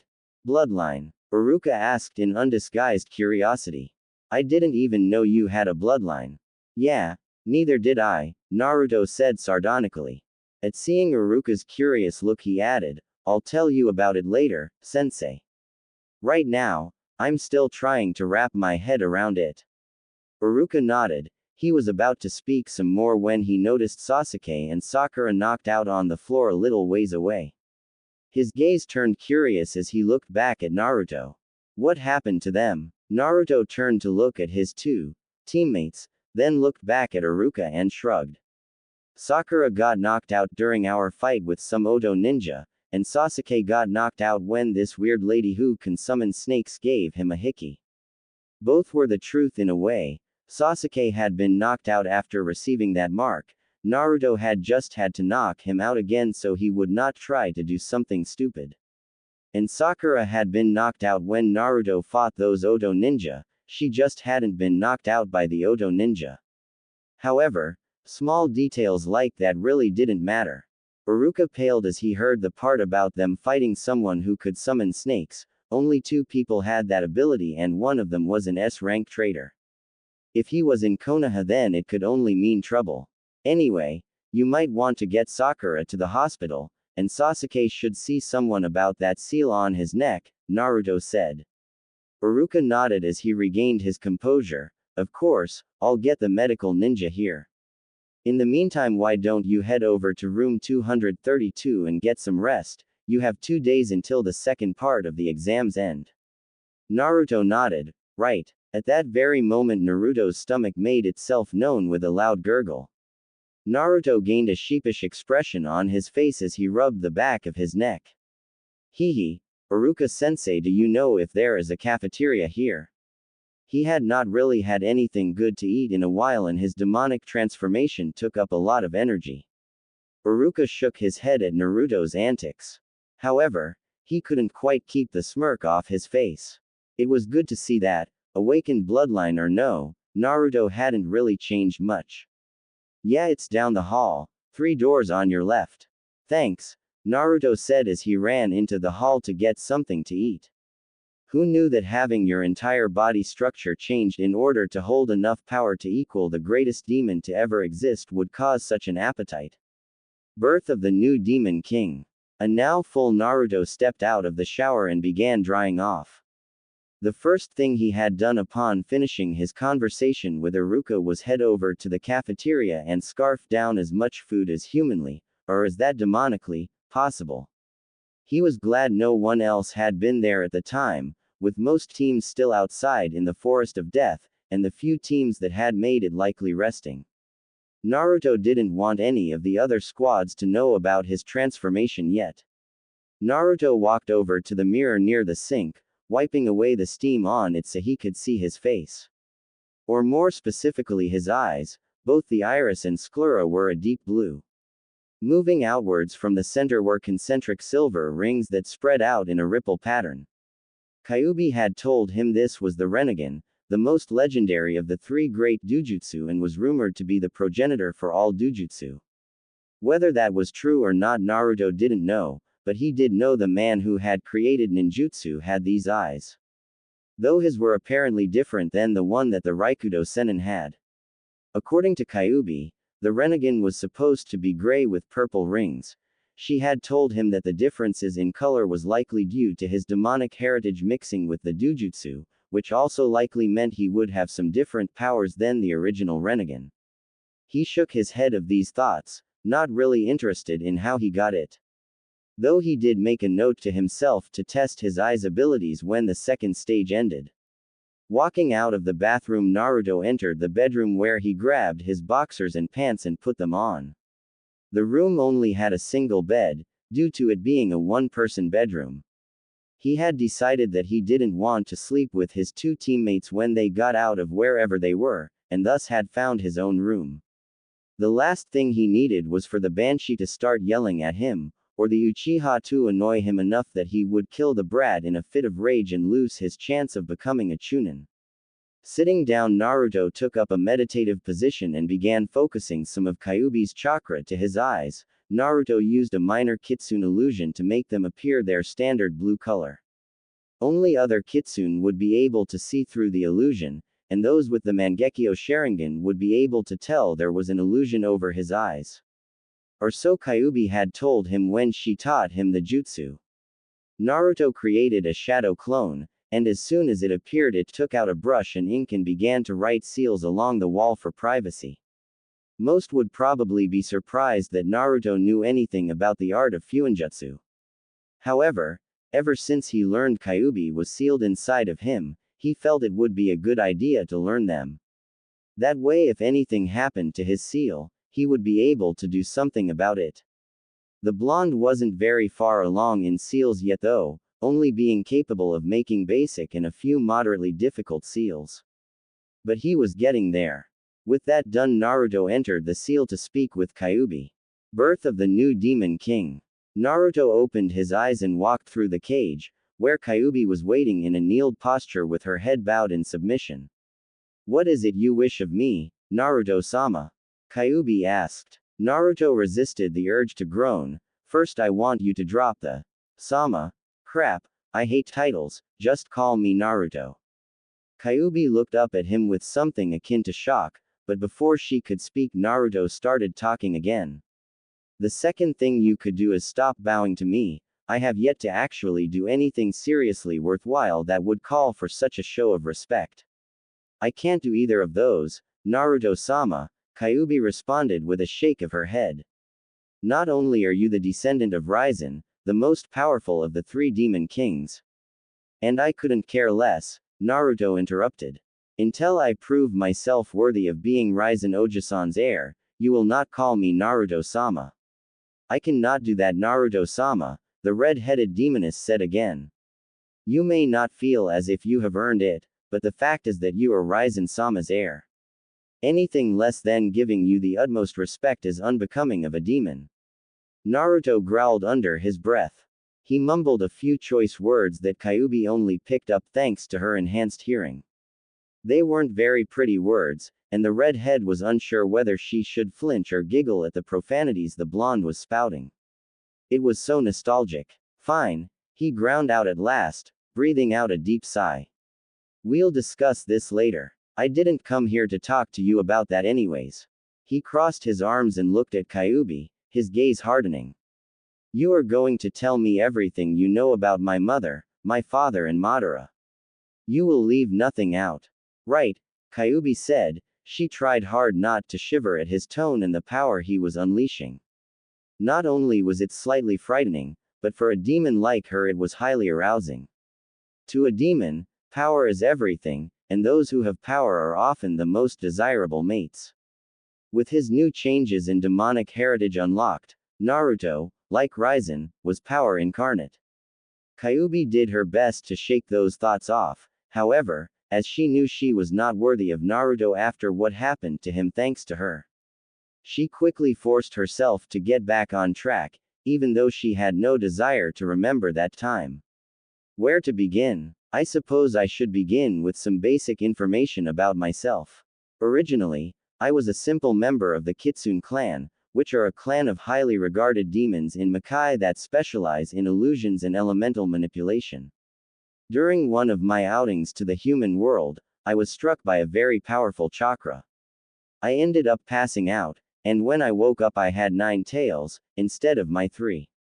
What does this have to do with what I asked?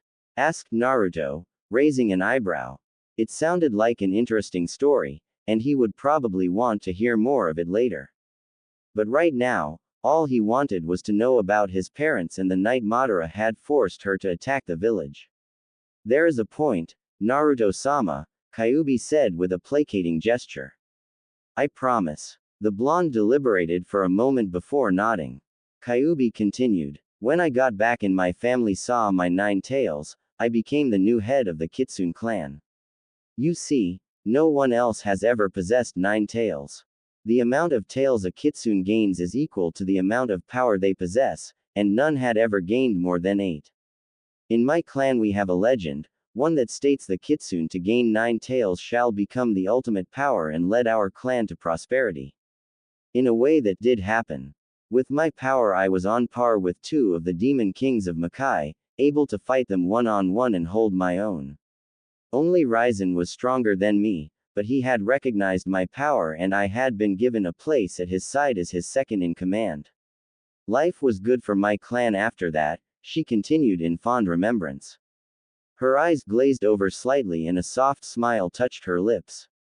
Even though Naruto was still slightly angry at her for attacking the village, manipulated or not, he couldn't help but think about just how beautiful she looked right now. Kyuubi was unaware of his thoughts, and thus continued without interruption. I held one of the most prestigious positions and my clan was highly respected by others. However, after Ryzen died my clan was forced to take up the vacuum he filled. We were successful, for a while, but the power gap between Ryzen and myself was vast, and it wasn't long before those seeking to gain power for themselves plotted against us. The 2 demon kings decided to work together and created an army that marched on our territory. We fought, of course, we fought with everything we had. But in the end, it wasn't enough. Most, if not all of my clan was killed, and I was cast out.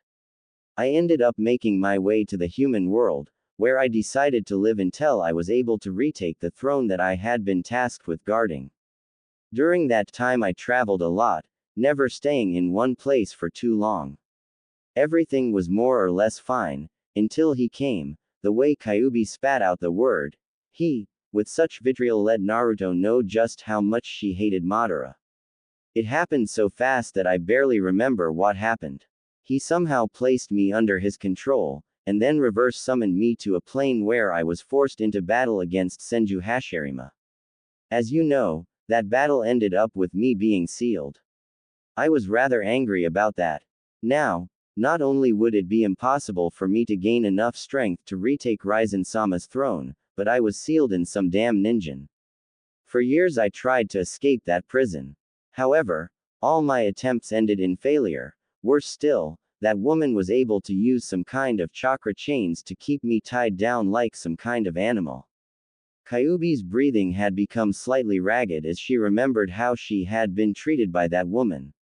Oh, how she hated the looks of pity she had received. Mito hadn't even attempted to realize why she was so angry, just went on assuming she was a dangerous beast with endless hatred. It pissed her off the no end. By this point, there was an aura of red yukai leaking from the red head. Her braided hair was swinging about agitatedly, much like her 9 fox tails were also doing. Realizing she was losing control of her emotions, Kyuubi closed her eyes and took several deep breaths. After a few seconds, she continued. I had hoped that I would be able to escape when she died, but it seemed they realized what would happen and decided they didn't want to lose me. I ended up being sealed inside of your mother when Mito was at the end of her life. I had almost given up hope of escaping when Madara let me loose and, well, you know the rest. Naruto nodded. Everything made sense now. From the reason he had the Kyuubi sealed into him, to the reason why the Kyuubi had ever been sealed in the first place. It was hard to believe. Had Kyuubi told anyone else, not that she would, they likely wouldn't have believed her. But Naruto, having already met Ryzen, was more or less forced to believe her words. They did, after all, coincide with what his ancestor said. I appreciate you telling me this, he said at last, shaking the lingering thoughts away so he could address the woman in front of him. While I find that a part of this is your fault, here Kyuubi flinched, I find that it is impossible to place all the blame on you. When the redhead turned wide eyes on him, Naruto grinned. Most of these troubles seem to originate from that human, Uchiha Madara. Had he not come, I doubt you would have been sealed. Do not get me wrong though, while I do not blame you for my parents' death, nor do I hold any ill will. I find myself disappointed by how you let a human control you. It was a bit odd to Naruto that he was no longer thinking of himself as human. He knew he wasn't human, of course, but he had expected a harder transition with more angst and denial. Though he wasn't going to look a gift horse in the mouth. Best to just be thankful he didn't have any problems being a demon. Kyuubi nodded and bowed her head. Naruto was being more merciful than she had expected. But she was thankful to him, and decided she would use this opportunity to improve her standing in the blonde's eyes and serve him as best she could. I understand, Naruto-sama. Now then, Raizen Oji-san said something about binding you to me so that you could help me reach my full potential. It was here, finally, that Naruto noticed Kyuubi's blush, and despite feeling a little unsure about its meaning pressed on. So how do we do this binding thing? Well, Kyuubi's blush deepened a bit. Despite having had kits of her own before gaining her 9 tails, she had never done the binding ritual. Her marriage, for lack of a better word, had been one of convenience. While the Kitsune clan had been powerful and well respected, the truth was there were very few Kitsune, numbering somewhere around 200 or 300 before they had been wiped out. Well, you have to, she mumbled something under her breath that Naruto could not catch even with his enhanced hearing. What was that? Naruto asked. You have to mark me, Kyuubi said, her blush increasing in hue. Naruto's eyes fluttered a bit as his mind went through some of the pieces of information that Raizen had imprinted in his mind. It was an odd process, and it seemed that learning more about his heritage required keywords being said. Otherwise, he was sure that the information would have come to him sooner and he would not have had to ask about the process. What he didn't know was that Raizen had done this so that the blonde's mind would not overload from gaining more information than it was prepared to handle. Given that there was thousands of years' worth of knowledge locked away in Naruto's head now, it was probably a good idea. He found what he was looking for, and soon enough, he was blushing as well. Arrow Demon, Naruto muttered. He turned to look at Kyuubi, who squirmed under his gaze. We don't have to do this if you don't want to, he told her. While he had accepted his demon heritage, he wasn't quite sure he was ready to accept binding someone to him like that. Kyuubi shook her head. I really don't mind, Naruto-sama. Naruto raised an eyebrow. You mean to tell me you don't care if I basically mark you as my property? Kyuubi looked down at the ground, gaining a sudden interest in her toes. I have already sworn myself to you, this would not make a difference. Naruto sighed as he walked up to her. Are you sure about this? Kyuubi said nothing but gave him a nod. Naruto sighed as he went through his mind about what he knew on marking. He frowned in thought as he came upon how it was applied. There were 2 ways to mark someone. The first was the mark of a slave, usually from a demon biting someone on their arm or calf. In many ways it reminded him of how cattle were branded when he had a D-rank mission at a farm once. The second was the mark of a life mate. This was always located on the neck and was usually done during intercourse. Naruto grinned as a thought occurred in his mind. The blonde didn't know how it came about, but he decided it was a good idea, and it would be funny to see Kyuubi's reaction. Acting too quickly for Kyuubi to do anything, Naruto wrapped an arm around her waist, pulled her close and sank his fangs into her neck. Na Naruto-sama, Kyuubi squeaked in surprise. That soon turned into a moan of ecstasy, however, as Naruto flooded her body with his demonic yukai. While it was not as intense a feeling as it would have been if they had been in intercourse, it was far more intense than anything she had ever felt. Her entire body shuddered as a wave of absolute ecstasy washed over her. Had she been in her right mind, Kyuubi would have embarrassed when she came just from feeling the blonde's power coursing through her body. As it was, the only person who noticed was Naruto when he picked up the scent of her flowing juices. If he didn't have his fangs still in the vixen's neck, he would have grinned.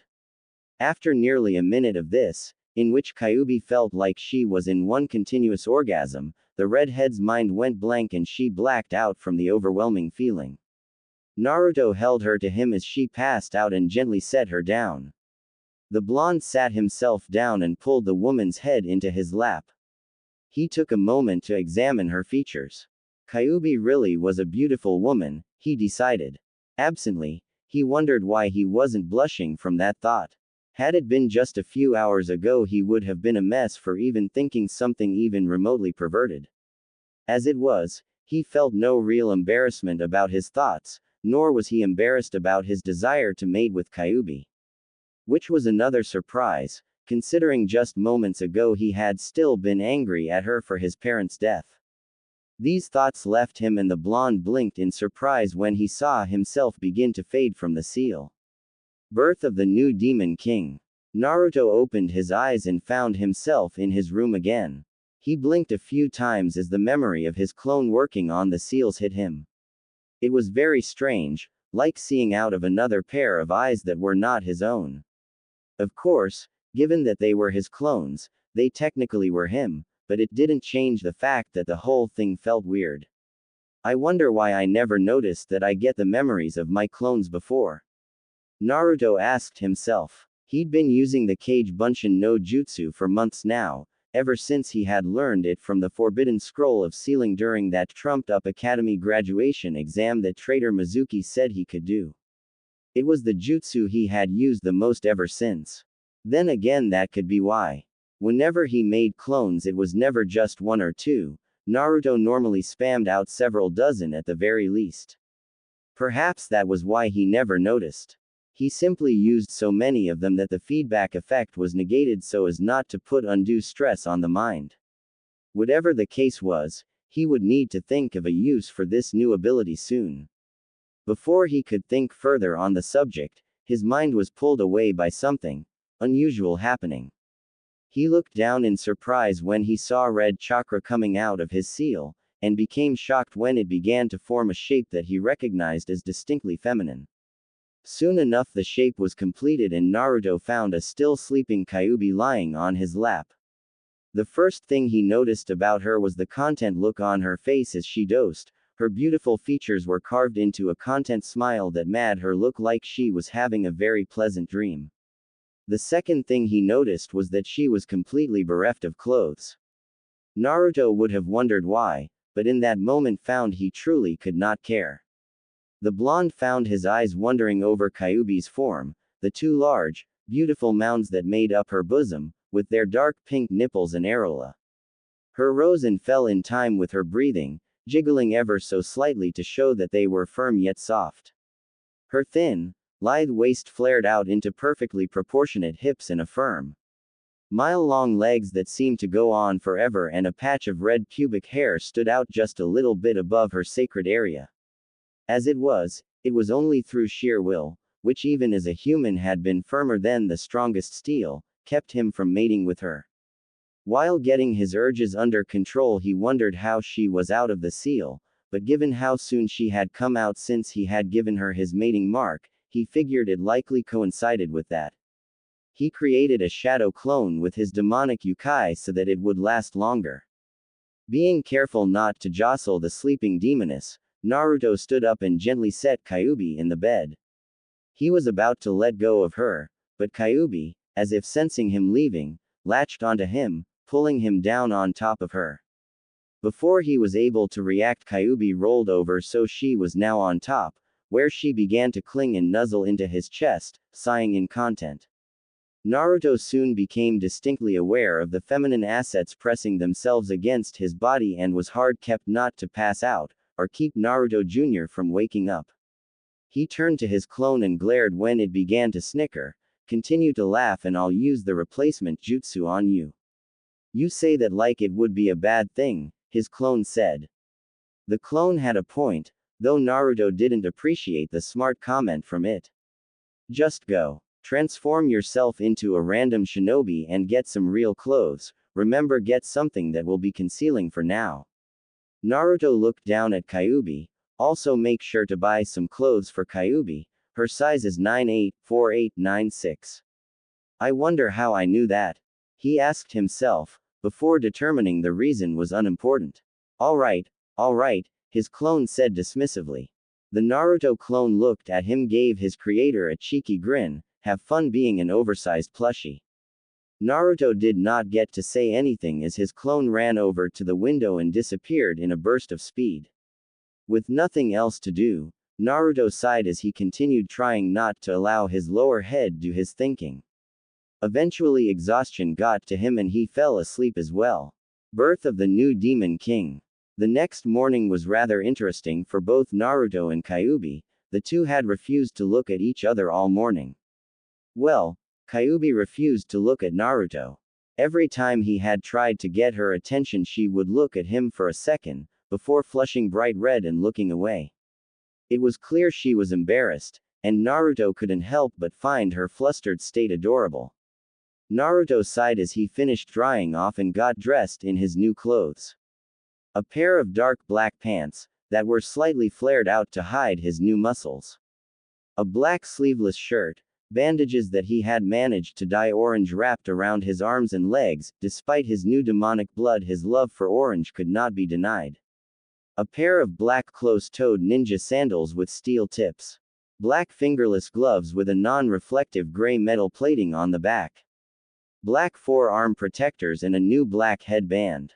Over all of this he threw a long black cloak that reached down to his ankles and came with a hood that hid his face, and wore a face mask similar to Kakashi's. Finished changing, Naruto walked out of the restroom to see Kyuubi look up, only to look away a second later with a bright red face. "It's your turn," Naruto said. While he wasn't embarrassed about waking up with a Kyuubi on top of him like the vixen was, he knew that being in such close physical contact after having gone so long without was going to take some getting used to. He couldn't even begin to imagine how Kyuubi felt. After all, she had been sealed for Kami only knew how long. Kyuubi mumbled a thanks as she walked into the bathroom. Naruto heard the shower turn on and decided to get some more sleep. Moving over to the bed he flopped on it and closed his eyes. Birth of the new Demon King. Kyuubi sighed as she got out of the shower, feeling much more in control of herself than she had the half an hour before she had first got into the shower. It had been nice, luxuriating in the feel of the warm water stinging her back, the way the droplets had traced patterns down her skin. It had been so long since she had actually taken a shower, having been sealed inside of Naruto for nearly 13 years, Kushina for over 20 years and Mito for over 80, so she had taken this opportunity to get as much enjoyment out of the relatively simple act as possible. Truly, some people didn't know how good they had it until it was gone. Wrapping a towel around herself, the elegant beauty made her way over to the mirror and looked at her reflection. Not much had changed about her since the time she had been sealed. In fact, almost nothing had changed about her despite having been in her fox form for nearly 200 years. It was nice to see that the abuse she had suffered from the humans constantly stealing and using her power had not caused her body to suffer in any way, shape, or form. Though she realized that her powers would likely be out of practice for some time to come. The only thing about her that was different, which also happened to be the thing that made her blush the moment her eyes landed on it, was the mating mark that Naruto had placed on her sitting prominently near the junction between her neck and collarbone. It looked like the spiral she recognized as the symbol for the Uzumaki clan, but surrounding it were several odd lines that reminded her of the tattoo under Raizen's left eye. She let one of her fingers delicately trace along the mark, admiring it and allowing herself to daydream, if only for a moment. When Raizen had defeated her in combat with relative ease, she had known then and there that he was a demon any demoness like herself would be willing to give all her tails for just to mate with. It had gotten even worse when she had become his second in command and formed what amounted to a fangirlish crush on the most powerful demon king. Despite her crush, however, nothing had ever amounted to it. Raizen had fallen in love with some filthy ninja and she had been forced to watch him wither and die.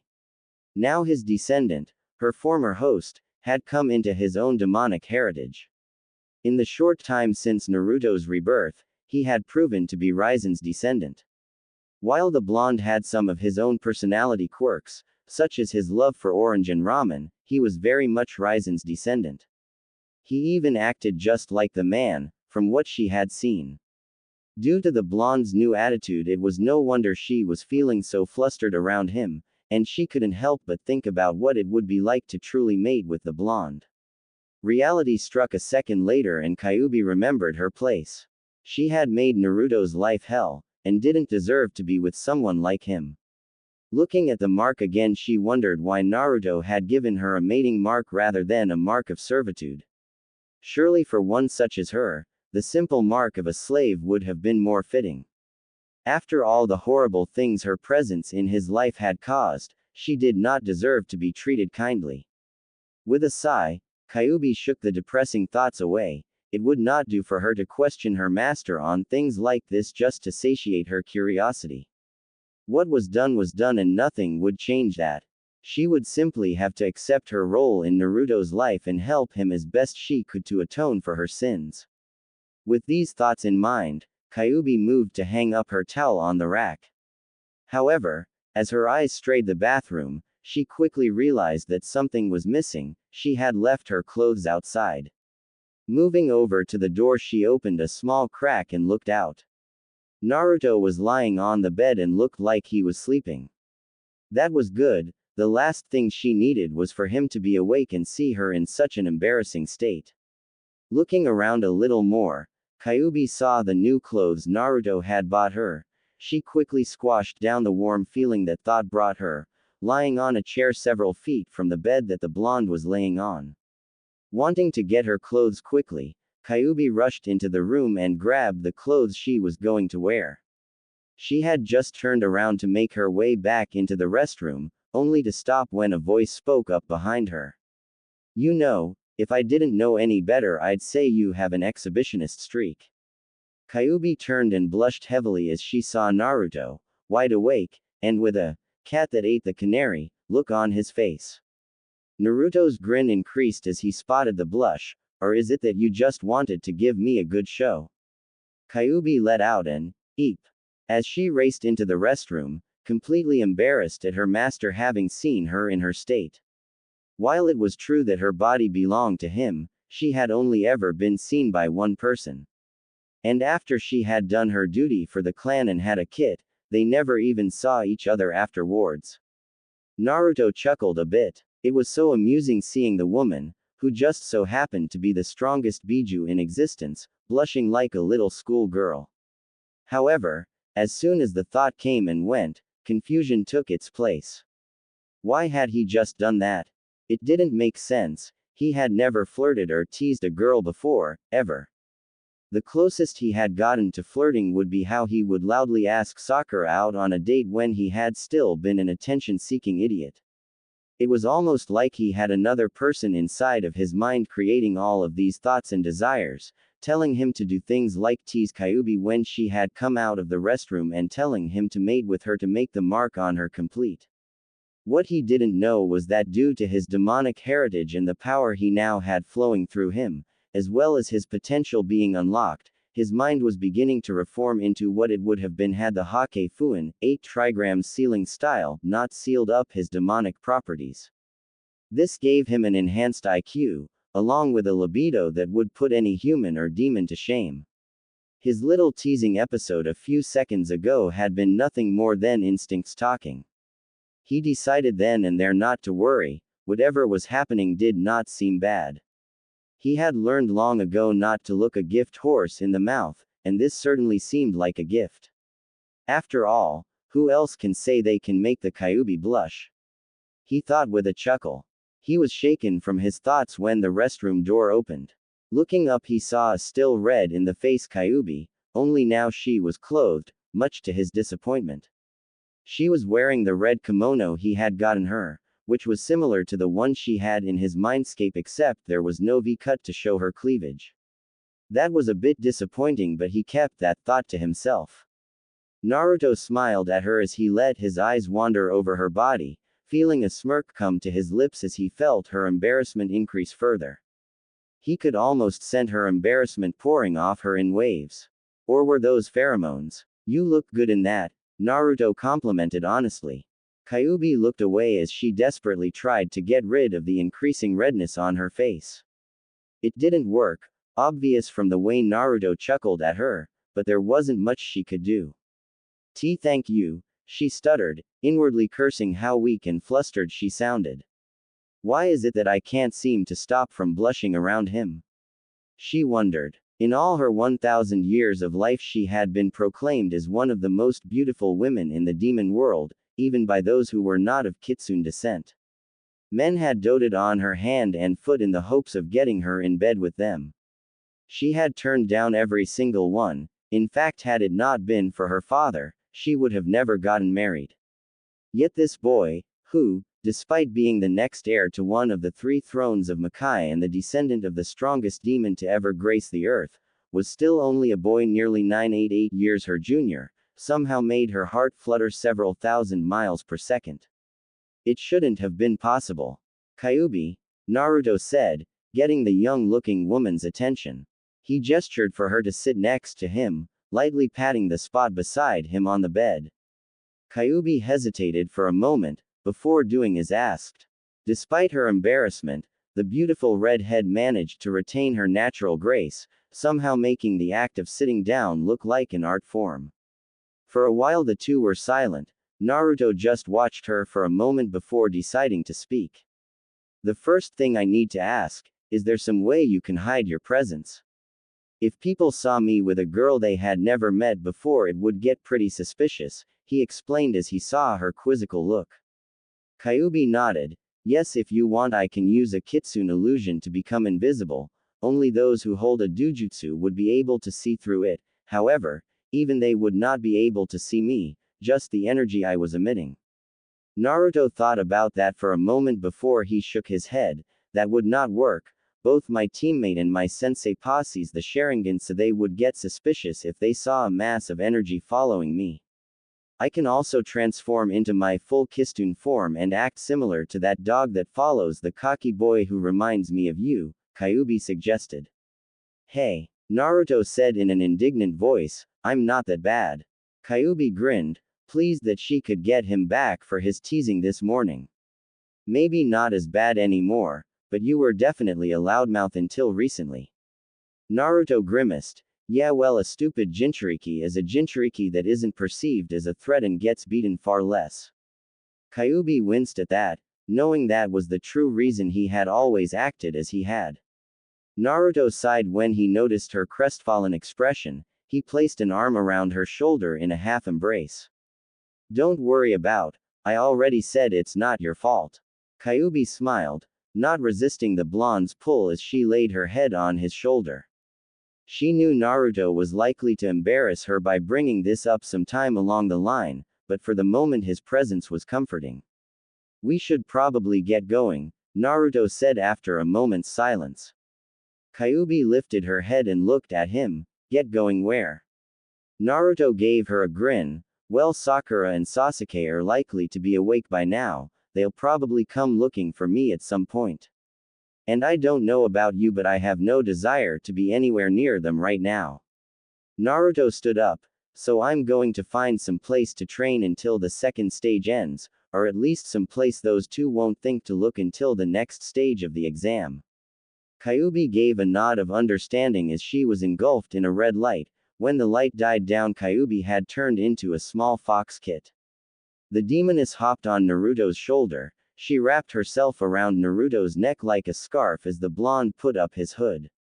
Naruto left the room to find a place to go train, hoping Kyuubi could help him better understand his powers before the second stage ended. Birth of the new Demon King. Naruto resisted a sigh as he ignored the stares he was receiving. Most of the people there were probably wondering who he was, or why he had changed so much. He knew that most people had heard about what had happened in the Forest of Death from Ino, who had always been the biggest gossip queen in the academy. So he could not blame people for staring at him. Still, it was very annoying and he wished they would stop. Maybe if I cracked a few skulls in. He shook his head and instead of paying attention to the stares he was receiving, Naruto looked around to see who his competition was. Aside from his team, 5 other Leaf teams had made it past the second stage, most of which were rookie genin teams like his own. There was also the Oto team that had given him their scroll. The man who Sasuke had beaten before he had woken up was looking very surly, with something of a petulant pout on his face, and his arms were in a sling. The mummy, a Naruto had taken to calling him, was hard to get a read on, though he didn't look too worried if his lazy posture was any indication. It was the female of their group that garnered most of his attention, however. The girl looked uncomfortable for some reason, and Naruto got the distinct feeling that she did not want to be there. The only other team to have made it past the second stage was the team from Suna. The one known as Gara was much shorter than the average male, standing somewhere around 146, maybe 148 centimeters in height. He had short, spiky, auburn-colored hair, and a pair of jade-green eyes with mostly invisible pupils. Two things Naruto noticed about him immediately were the large, black rings around his eyes, making the kid look like he was suffering from insomnia, and the red kanji for love on his forehead where his forelocks were parted in order for the symbols to be displayed. He looked agitated, and Naruto could practically taste the bloodlust rolling off of him. However, very little of Naruto's attention was actually focused on the red head. No, his mind was more focused on the sandy-haired blonde that was his female teammate and sister, and the Oto Kunoichi. While neither could compare to Kyuubi, they were both rather beautiful, and they were still young, so their bodies were only just filling out.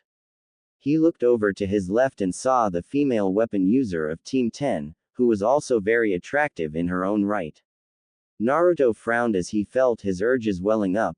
It didn't help that both Kurenai and Anko were there as well. Fortunately, he managed to bring them back to heel with a few deep breaths. He was going to have to work on keeping his body under control or he was liable to do something he'd regret later. Sighing, the blonde tried to focus on the area around him. They were in a large theater that looked like it was some kind of training area. He, along with the other genin, were standing on a stone-tiled surface. Up in front of them was none other than Sarutobi Hiruzen, who was standing on a slightly raised platform. Behind Sarutobi stood the proctors Anko and Ibiki, who were looking out amongst the crowd. The Jonin sensei were also there, along with several Chunin who were acting as judges. The only thing Naruto couldn't really get over was the large pair of forearms that were sticking out of the wall behind the Hokage and proctors, the two appendages having moved until their hands were together and forming a ram seal. Really? How weird was that? Out of 78 people at the start, 21 of them actually made it in time, Anko thought with a frown. She sighed. When I said I was going to cut them in half, I was thinking more along the lines of single digits. Anko looked around at all of the genin present when her eyes landed on the mysteriously cloaked figure. The thing I can't figure out is who that is. I heard the rumors of the seemingly transformation of the Kyuubi Gaki, but I'm not sure if this can actually be him.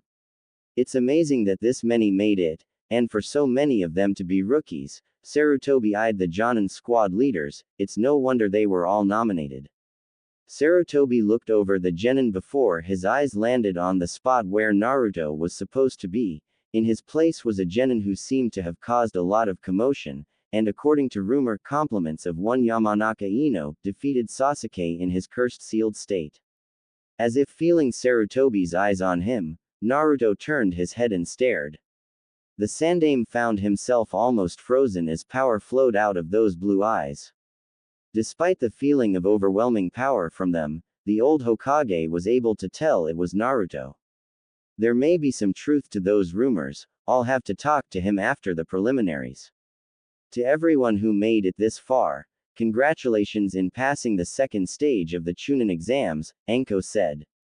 Listen carefully as Hokage-sama explains the third stage of these exams. Before I explain the third stage of these exams to you, there is something I would like you all to know, Sarutobi said by way of introduction. That is the true reason for these exams, that seemed to catch many of the Chunin hopefuls off guard. The only one who did not seem to be caught off guard was Naruto. Not because he knew where the Sandaime was going with this, but quite simply because he didn't care. Instead, the blonde shinobi turned his thoughts inward, connecting his mind to Kyuubi's. Nay, Q-chan, can you teach me more about my powers after this stage ends? Asked Naruto. Kyuubi was so glad her fur was red, or Naruto would have seen her blushing up a storm from the new pet name and affectionate suffix. Despite her embarrassment, she dutifully informed him of what he would eventually learn. There are many things I will teach you aside from controlling your power. Most of what you will focus on for now are speed techniques and energy techniques. They are standard things demons know, but are the building blocks for greater and more powerful attacks. Naruto nodded. When you say speed techniques, what do you mean by that? Kyuubi moved a bit to get more comfortable around Naruto's neck, though she was also careful not to let herself be seen. Basic teleportation, it's something all demons can do to an extent. The more power you have, the better you can do it. Of course, it also requires good control over your yokai. I see, Naruto said. Hearing Kyuubi talk about a technique designed to increase one's speed intrigued him. He knew from his reading that the Yondaime was famous for his Hiraishin, flying thunder god. A jutsu that teleported him to a kunai with a shiki on it. It was what gave him the nickname Kuroi Senku, Yellow Flash, during the Third Great Ninja War. If the demons had something like that, it would be a useful power to have in his arsenal. The blonde was snapped back to reality as Sarutobi finished his speech. Before we begin the test, there is one thing I must tell you. Sarutobi looked at the genin standing below him. This is not just a test, it is a life-risking battle with your dreams and prestige on the line. I don't care about any of this, Gaara said. Despite his monotone voice, Naruto could sense his aggravation. Just get to the point and tell about these life-risking battles. Actually, Hokage-sama, as the referee, please allow me to explain the match, said a Jonin who appeared crouching before the Sandaime. Very well then, Sarutobi said with a nod, taking a step back. The man turned around and Naruto gained an incredulous look at his sickly appearance. The man looked like he would fall over any moment. He was dressed in the uniform of the standard Jonin, the only difference was his headband was being used as a bandana. He also had a sword strapped to his back. Naruto thought the man should be in the hospital, not participating as a proctor in the Chunin exams. Hello everyone, I'm Gecko Hayate. Before we can begin the third test, I need to inform you that there will be a preliminary round. Why do we have to have a preliminary? Asked a confused Sakura. Why can't all the people who made it this far continue?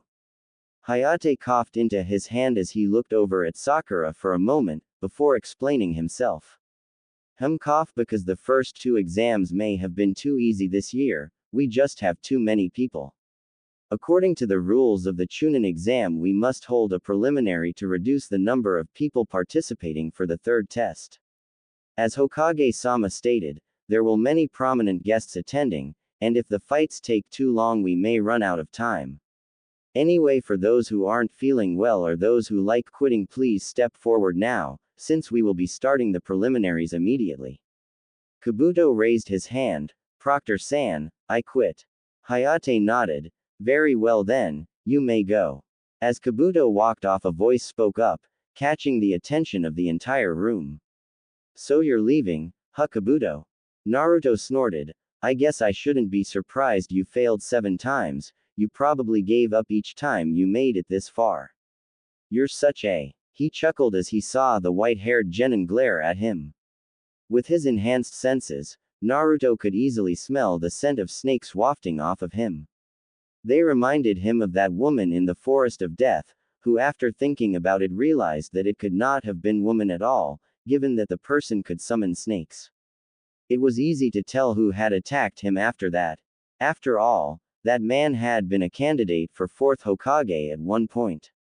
And if there was anything Naruto knew about, it was anything and everything Hokage. Kabuto grit his teeth as the cloaked blonde insulted him, but calmed himself. After all, it would not be a good idea if he showed his true skill, or give the Hokage reason to believe he was a spy. As Kabuto calmly walked towards the arena door, he smirked. Your time will come soon, Naruto-kun, and when it does, I'll be there to watch. Sarutobi frowned as he watched Kabuto walk through the door, Naruto's words ringing in his ears. The blonde's comment, inane as it might have been, had put him on alert. The Sandaime decided he would have some Anbu trail Kabuto once the preliminaries ended. With Kabuto gone, Hayate turned to the rest of the genin to see if anyone would quit. When it was clear they would not, he began to explain the rules of the preliminaries to them. Basically, the matches would be one-on-one. The fight would continue until someone was unconscious, gave up, or was killed.